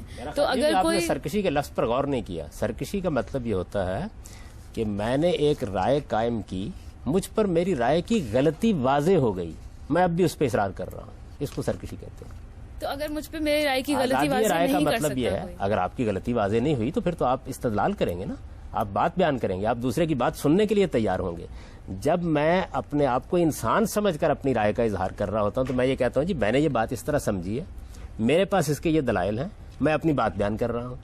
یہ چیز جو ہے یہ تو کبھی بھی سرکشی نہیں ہوتی. آپ 10 سال تک اظہار رائے کرتے رہیے لیکن آپ سمجھنے والے بن کر اظہار رائے کر رہے ہیں. لیکن دیکھیے نا, اگر جس طرح کوئی ایک کنٹری کا کوئی رولر ہے جو کہہ رہا ہے کہ میں قرآن کے بیسس پہ رول کر رہا ہوں, اور میں آگے سے یہ کہہ رہی ہوں کہ قرآن عورتوں کی طرف ڈسکریمنیٹری لاز بناتا ہے, اور وہ میری بات نہیں مان رہا, تو ایک پوائنٹ ایسا آئے گا جب میں کچھ ایسا کرنا چاہوں گی کہ اب میں اپنے حقوق کے لیے کچھ کروں بجائے کہ صرف اظہار رائے کرتی رہوں, تو وہ اس کو سرکشی کاؤنٹ کیا جائے گا اور مجھے سزا دے دی جائے گی, یا اس کو کیا کس طرح سے؟ نہیں بیبی, دنیا کے قوانین بالکل مختلف ہیں. دنیا میں سزا دینے کے لیے یہ ضروری ہے کہ آپ نے کسی جرم کا ارتکاب کیا ہو. اگر آپ مسلمان ہیں اور مسلمان کی حیثیت سے آپ نے اسلام کے کسی قانون, کسی قاعدے کی خلاف ورزی کی ہے تو اس کو خود بتا دیا گیا ہے کہ وہ کیا چیزیں ہیں جس میں آپ کو دنیا کے اندر پوچھا جا سکتا ہے, وہ کیا چیزیں ہیں جن میں خدا ہی پوچھے گا. تو آپ اگر مثال کے طور پر قرآن مجید کی کسی انٹرپریٹیشن کو بیان کرتی ہیں تو آپ کو پورا حق ہے کہ اسے بیان کریں, آپ اس کے دلائل دیں. فرق اس بات سے پڑتا ہے کہ میں ایک اسلامک اسٹیٹ میں رہتی ہوں, یا فرق اس بات سے پڑتا ہے کہ میں مسلمان ہوں یا نہیں؟ کی بات یہ ہے کہ آپ مسلمان ہیں تو آپ سے اس کے لحاظ سے تقاضے کیے جائیں گے. آپ نے اسلام کو چھوڑ دیا ہے تو آپ سے اس کے لحاظ سے بات کی جائے گی. تو یہ تو سبجیکٹو ڈیفینیشن ہے, ہو سکتا ہے میں سمجھتی ہوں کہ میں مسلمان ہوں اور کوئی اور سمجھتا ہو کہ میں مسلمان. یہ آپ کو بتانا ہے. اگر آپ کہتی ہیں کہ میں مسلمان ہوں تو پھر آپ سے پوچھا جائے گا کہ آپ جو بات بیان کر رہی ہیں یہ قرآن میں کہاں لکھی ہوئی ہے, آپ سے پوچھا جائے گا یہ بات حدیث میں کہاں لکھی ہوئی ہے. آپ کہتی ہیں میں مسلمان نہیں ہوں, تو پھر استدلال قرآن اور حدیث کی بنیاد پر نہیں ہوگا, پھر عقل عام کی بنیاد پر ہوگا. یعنی مجھے اپنی پوزیشن تو واضح کرنی ہوگی نا. مثال کے طور پر میں نے فیصلہ کر لیا کہ میں فوج میں بھرتی ہو جاؤں گا. جب میں فوج میں بھرتی ہو گیا تو اب پھر میرے اوپر وہ ڈسپلن نافذ ہوگا نا جو فوج کے لیے ہے. میں نکل آتا ہوں, وہاں سے نکل آتا ہوں تو اب ظاہر ہے کہ مجھ پر وہ نافذ نہیں ہوگا. تو اسلامی ریاست کا کیا مطلب ہے؟ اسلامی ریاست کا مطلب یہ نہیں ہے کہ آپ سے آپ کی آزادی چھین لی جائے گی. آپ اپنی رائے دیجئے, آپ اختلاف کیجئے, اپنی انٹرپریشن کو پیش کیجئے, البتہ جو اکثریت کی رائے سے قانون بنا دیا جائے گا وہ نافذ ہو جائے گا اور اس سے بھی اختلاف کا حق آپ کو حاصل رہے گا. یہ تو دیکھیے کوئی ریاست نہیں چل سکتی. ریاست چلانے کی کیا بنیادیں ہیں؟ یا تو شخصی ہوگا, یعنی کسی ایک شخص کو آپ اختیار دے دیں گے کہ وہ دنیا کا نظم چلائے یا آپ کی ریاست کا نظم چلائے. اسلام اس کا حامی نہیں ہے. وہ تو یہ کہتا ہے کہ ایک جمہوری ریاست ہونی چاہیے, نہ شخصی ہونی چاہیے نہ طبقاتی ہونی چاہیے. دنیا کے اندر اب تک جو حکومت کے نظام وجود میں ہے یا تو شخصی ہوتا ہے, مغلوں کی حکومت قائم تھی. آپ یہ جانتی ہیں کہ اکبر اعظم کا نقطہ نظر اور تھا, اس نے اس کا نفاذ کر دیا. عالمگیر کا نقطہ نظر اور تھا, اس نے اس کا نفاذ کر دیا. اب شخصی حکومت ہمارے ہاں مسلمانوں کے اندر بھی بہت سی جگہوں پر قائم ہے, وہاں وہ نفاذ کر رہے ہیں. طبقاتی حکومت کا مطلب یہ ہے کہ ایک خاص طبقے کو حکومت حاصل ہوگی, جیسے مثلا ایران میں ہے, وہاں طبقہ علماء کے ہاتھ میں اقتدار دے دیا گیا ہے, وہ اپنی رائے کے مطابق حکومت کر رہے ہیں. تیسرا راستہ یہ ہے کہ جمہوری حکومت قائم کی جائے. تو اسلام جس چیز کو کہتا ہے وہ جمہوری حکومت ہے. جمہوری حکومت کا مطلب یہ ہے نہیں کرتے کہ اس پورے واقعے سے جو ابلیس اور اللہ کے درمیان کا جو واقعہ ہے, اس سے مونارکی اور ڈکٹیٹرشپ کو انڈورس کیا جاتا ہے, اور کیونکہ اس کو کہا جاتا ہے کہ وہ ایک الٹیمیٹ جسٹس ہے, جو ابلیس کو سزا ملی وہ الٹیمیٹ جسٹس ہے. تو کیونکہ صرف خدا کی یہ خیال تھا کہ وہ سرکشی کر رہا ہے اور ابلیس کا یہ خیال نہیں تھا, تو وہ دونوں اپوزنگ فورسز ہیں, تو ان کے بیچ میں ڈیموکریسی تو کہیں نظر نہیں. دونوں اپوزنگ فورسز نہیں ہیں, ان میں سے ایک خالق اور ایک مخلوق ہے.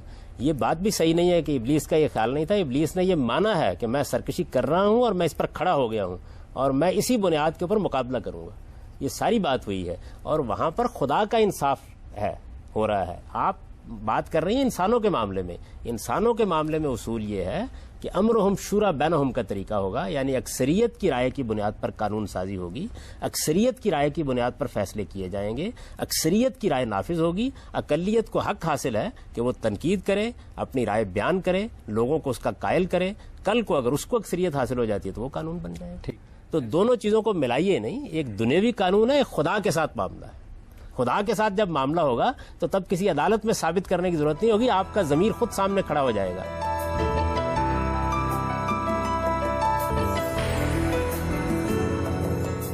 چاہے انسان خیر کا رستہ اختیار کرے چاہے انسان شر کا رستہ اختیار کرے تو پھر شیطان تو پھر اس کا وجود تو بےمانی ہو جاتا ہے. ابلیس کو تو پھر ریٹائر ہو جانا چاہیے. دیکھیے بات یہ ہے کہ جس وقت آپ خیر یا شر کا راستہ اختیار کرتے ہیں تو اس کے بعد انسانوں کے اندر سے بہت سے لوگ آپ پر اثر انداز ہونا شروع ہو جاتے ہیں. ان کو آپ کیا نام دیں گے؟ شیطانی کا نام دیں گے. ان کے اوپر بھی تو خیر اور شر اثر انداز ہو رہا ہے نا. دیکھیے آپ شیطان کے ذمہ سب کچھ کیوں لگاتے ہیں؟ یعنی شر کا منبع شیطان نہیں ہے. شیطان تو خود نفس کے اندر پیدا ہونے والے میلانات کے غلط استعمال کے نتیجے میں شیطان بنا ہے. میں نے آپ کو بتایا کہ ہم انسانوں کے بارے میں کہتے ہیں کہ یہ شیطان ہو چکا ہے. اب تو اس کو کس نے شیطان بنایا؟ اس کے نفس کے میلانات نے. ابتدا تو ہمیشہ وہاں سے ہوگی. یعنی اس کے اندر جو خیر و شر کی صلاحیت ابلیس اس پہ اثر انداز نہیں ہو رہا. ابلیس بعد میں اثر انداز ہوگا. یعنی پہلے مرحلے میں تو انسان فیصلہ کرتا ہے. با ارادہ با شعور مخلوق ہونے کا مطلب ہی یہ ہے کہ فیصلہ مجھے کرنا ہے. آپ جائزہ لیں اس بات کا کہ شر کیسے وجود میں آتا ہے. ہمیشہ یا خواہش کا غلبہ ہوگا یا رغبت کا غلبہ ہوگا یا جذبات کا غلبہ ہوگا یا تعصب کا غلبہ ہوگا. ہو نہیں سکتا اس کے بغیر. تو پہلے مرحلے میں تو آپ کے اندر شر پیدا ہوا. جب آپ نے شر کو پیدا کر لیا تو اب دوسرے اثر انداز ہوئے. تو شیطان شر کا منبع نہیں ہے. شر کا منبع اختیار اور ارادے کی صلاحیت ہے جو آپ کے اندر دی گئی. شیطان پھر یہاں پہ کیوں وجود میں ہے؟ جب اللہ تعالیٰ نے انسان کے اندر نفس کریٹ کر دی تھی تو شر بھی اللہ تعالیٰ نے بنایا. اگر شر اللہ تعالیٰ نے نہ بنا کے بھیجا ہوتا تو امتحان کس چیز کے درمیان ہو؟ اللہ نے شر نہیں بنایا. اللہ نے آپ کو اختیار دیا ہے. اختیار دینے کے بعد آپ اسے استعمال کریں گے. لفظ اختیار پر غور کیجئے. اختیار کا مطلب ہی یہ ہے کہ وہ غلط بھی استعمال ہو سکتا ہے صحیح بھی استعمال ہو سکتا ہے. اگر آپ صرف صحیح کام کریں تو اختیار کیا ہوا؟ تو اختیار سے شر پیدا ہوتا ہے. اللہ تعالیٰ کو شر بنانے کی کیا ضرورت ہے؟ اللہ نے تو ایک بڑی اعلیٰ مخلوق بنائی انسان کی صورت میں. اس کو شعور دیا, اس کو ارادہ دیا, اس کو عقل دی, اس کو جذبات دیے, اس کو شاعری کرنے کی صلاحیت دی, اس کو ادب تخلیق کرنے کی صلاحیت دی, اس کو ایسٹیٹک سینس دی, اس کے اندر جمالیات کی اس پیدا کی. اللہ نے تو کمال کر دیا. لیکن آپ کو اختیار دیا. اختیار کو استعمال آپ نے کرنا ہے. آپ غلط استعمال کرتے ہیں. شر اگر ہم کریٹ کرتے ہیں تو آلریڈی ہے یہاں پہ. اگر بجلی ہم نے بنائی تو آلریڈی مطلب وہ تھی اس دنیا میں. آپ دو باتوں کو ملا رہے ہیں. بجلی ایک چیز ہے جس کو آپ نے دریافت کیا ہے. دریافت کی ہے تو آپ نے آپ کو جو چیز دی گئی آپ نے شر دریافت نہیں کیا. ایسا نہیں کہیں پایا جاتا تھا آپ نے دریافت کیا ہے. آپ کو اختیار دیا تھا, آپ نے اس کو استعمال کیا, شر وجود میں آ گیا. بات یہ ہے کہ ابلیس ایک ذی ارادہ شخصیت ہے. اب فرض کریں وہ قیامت سے پہلے ارادہ کر لیتا ہے کہ میں توبہ کر لیتا ہوں اور اب توبہ کا دروازہ ہمیشہ کھلا ہے تو پھر کیا ہوگا؟ یہ بات یہ ہے کہ اگر وہ ایسا کر لے گا تو اللہ تعالیٰ اپنے قانون کے مطابق جو فیصلہ مناسب سمجھیں گے کر لیں گے. ایک مفروضہ ہے نا جو آپ ایک مفروضہ ہے نا آپ نے قائم کیا, پھر اس کو بخش دیا جائے گا. یہ بات یہ ہے کہ میں تو کوئی فیصلہ کرنے کی پوزیشن میں اس لیے نہیں ہوں کہ اس کے پہلے جرائم کتنے ہیں اس کے لحاظ سے ہی معاملہ کیا جائے گا نا. ہر توبہ لازم نہیں ہے کہ آپ کے پچھلے جرائم کی تلافی کے بغیر آپ کو صاف صاف جنت میں پہنچا دے. مثال کے طور پر ایک آدمی نے قتل کیے ہیں, ایک آدمی نے انسانوں کے ساتھ ظلم کیا ہے, ان کا مال لوٹا ہے, وہ اس کی تلافی تو کرتا نہیں, تو توبہ آپ کس کو کہتے ہیں؟ یعنی یہ کوئی آسان کام ہے کہ ایک شخص انسانوں کو بہکانے اور خدا کے مقابل میں کھڑا کرنے پر صدیاں گزار دے, بے شمار انسان دنیا سے رخصت ہو جائے, وہ اس کے تمام تیروں کے ترکش جتنے تیر نکلے ہوں ان کا ہدف بن کے رخصت ہوئے ہوں, اور اس کے بعد وہ یک کہ توبہ. توبہ کوئی الفاظ کا مجموعہ نہیں ہے. آپ کو اگر انسانوں کی حیثیت سے بھی کسی وقت حقوق العباد کے معاملے میں توبہ کرنی ہو تو وہ محض توبہ کا لفظ ادا کرنے سے نہیں ہوتی, آپ کو تلافی کرنی پڑے گی. اگر آپ نے کسی کا مال لوٹا ہے تو واپس کرنا پڑے گا, کسی کو قتل کیا تو اس سے معافی مانگنی پڑے گی. ابلیس فرض کریں توبہ کر لیتا ہے, وہ ایک عرصے تک اپنے گناہوں کی سزا جہنم میں بھی کاٹ لیتا ہے, تو الٹیمیٹلی کیا اسے داخل جنت کر لیا جائے گا؟ اگر وہ واقعی توبہ کر لیتا ہے, آپ کی بات میں اگر تھوڑی دیر کے لیے مان لوں اور اللہ اس کے بارے میں یہ فیصلہ کرے کہ اس کو سزا دے کر نکال لیا جائے, تو وہ فیصلہ کرنے کا حق رکھتا ہے. خلاف انصاف نہیں ہے, لیکن یہ ایک مفروضہ ہے جس پر آپ سوال کر رہے ہیں. دیکھیے بات یہ ہے کہ اللہ تعالیٰ جو کچھ کریں گے انصاف کے ساتھ کریں گے. انہوں نے یہ بتا دیا کہ ظلم کسی حال میں نہیں ہوگا, کسی مخلوق پر بھی وہ ظلم نہیں کرتے, بلکہ اپنے بارے میں یہ کہتے ہیں کہ ما انا بظلام للعبید, میں اپنے بندوں پر ادنا درجے میں بھی کوئی ظلم کرنے والا نہیں. ایک آگ ہے, ہم جانتے ہیں کہ میٹر کے باہمی کیمیکل ریئیکشن سے پیدا ہوتی ہے, اس لیے آگ کاز نہیں افیکٹ ہے. تو آگ تخلیق ہے, تو آگ پھر کس طرح شیطان اور جنوں کا کاز ہو سکتی ہے؟ نہیں, وہ مادہ تخلیق ہے. جس طرح میرا مادہ تخلیق جو ہے وہ مادے کی یہ ٹھوس چیزیں ہیں. آپ نے تجزیہ کیا نا انسان کا, تو معلوم ہوا کہ اس کے اندر اتنی کیلشیم ہے, لیکن اس کے اندر اتنا لوہا ہے. مٹی کہاں ہے؟ مٹی کہاں ہے؟ انسان کہتے ہیں نا کہ مٹی سے بنا, کیسے بنا؟ کہتے ہیں مٹی سے, اس لیے کہتے ہیں مٹی سے کہ اس زمین کے جو اجزاء ہیں, یہ ٹھوس مادی زمین کے جو اجزاء ہیں وہی انسان کے اندر پائے جاتے ہیں. اور آگ کے اجزاء جنوں میں پائے جاتے ہیں, اور یعنی وہ مادہ تخلیق ہے. دیکھیے نا, مادہ تخلیق کا مطلب یہ ہوتا ہے کہ آپ نے لوہا پکڑا, اس سے آپ نے تلوار بنا دی, لوہا پکڑا اس سے آپ نے چاقو بنا دیا, لوہا پکڑا اس سے آپ نے جہاز بنا دیا. تو مادہ تخلیق کیا ہے آپ کا؟ مادہ تخلیق یہ ٹھوس مادی چیزیں ہیں یا ان کی انرجی کی فارم ہے یا لائٹ کی فارم ہے. اس وقت آپ نے جو مادی کائنات کا مطالعہ کیا ہے تو ان تینوں چیزوں کو دریافت کیا, یعنی مادہ ان تینوں حالتوں میں ہوتا ہے. ان تینوں حالتوں سے اللہ تعالیٰ نے 3 مخلوقات بنا دی. ایسا اب آخری سوال یہ ہے کہ خدا, شیطان اور انسان ایک ٹرائنگل بنتا ہے. اس ٹرائنگل کو آپ نے کس طرح سمجھا, اس کے باہمی روابط کو؟ میرے خیال کے مطابق تو کوئی مثلث نہیں ہے. خدا خالق ہے اور ہم سب اس کی مخلوقات ہیں. ان مخلوقات میں فرشتے بھی ہیں, ان میں جنات بھی ہیں, ان میں انسان بھی ہیں. انسانوں کے اندر بھی نیک موجود ہیں, جنوں کے اندر بھی نیکوکار موجود ہیں. ہمارے اندر بھی غلطیاں کرنے والے موجود ہیں, ان کے اندر بھی غلطیاں کرنے والے موجود ہیں. ہمارے اندر بھی سرکش ہو کر کچھ شیطان بن جاتے ہیں, ان کے اندر بھی سرکش ہو کر کچھ شیطان بن گئے ہیں. یعنی یہ یوں تو نہیں ہے کہ یہ تینوں کی تینوں برتر قوتیں ہیں جو ایک مثلث کے زاویے بنا رہی ہیں. وہ خالق ہے, اس نے انسان کو ارادہ دیا, اس نے جنات کو بھی ارادہ دیا. 2 مخلوقات ہیں, ایک مخلوق کو ہم دیکھ رہے ہیں اپنی آنکھوں کے سامنے, ایک کے بارے میں ہمیں اطلاع دے دی گئی ہے, اور جانوروں کو ہم دیکھ رہے ہیں کہ انہیں ارادہ و اختیار نہیں دیا گیا. یعنی کتنی مخلوقات ہیں جن کو ہم نے دیکھا, دریافت کیا. جراثیم کے بارے میں کوئی جانتا ہی نہیں تھا, خوردبین ایجاد ہوئی تو معلوم ہوا وہ بھی ایک مخلوق ہے, اور ہزاروں لاکھوں کروڑوں کی تعداد میں خود ہمارے اوپر رینگ رہی ہوتی ہے. لیکن جب تک وہ ہمارے پاس اسباب نہیں پیدا ہوئے کہ اس کو دیکھ سکیں, ہم نہیں دیکھ سکے اس کو. اسی طرح کا معاملہ انسان اپنے حاضر علم میں گرفتار ہو جاتا ہے. تو جس طریقے سے آپ کو خوردبین کے نیچے لے جا کر بتایا جاتا ہے کہ دیکھیے ایک اور مخلوق بھی پائی جاتی ہے, اسی طرح اللہ تعالیٰ قرآن مجید میں یہ بتا رہے ہیں کہ ایک اور مخلوق جنات کی صورت میں پائی جاتی ہے. اس کا مادہ تخلیق آگ ہے, انرجی ہے, اور اس کے تحت وہ وجود میں آتی ہے. اس کے اندر بھی وہی صفات ہیں جو انسانوں کے اندر ہیں, ارادہ بھی ہے, اختیار بھی ہے, غلط بھی استعمال کرتی ہے, صحیح بھی استعمال کرتی ہے. آپ سورہ جن قرآن مجید کی پڑھیے, اس میں بتایا گیا ہے کہ جنات نے خود یہ بتایا کہ ہمارے اندر بڑے نیکوکار, اللہ کو ماننے والے, پیغمبروں کی دعوت پر ایمان رکھنے والے موجود ہیں, اور ہمارے اندر سرکش بھی موجود.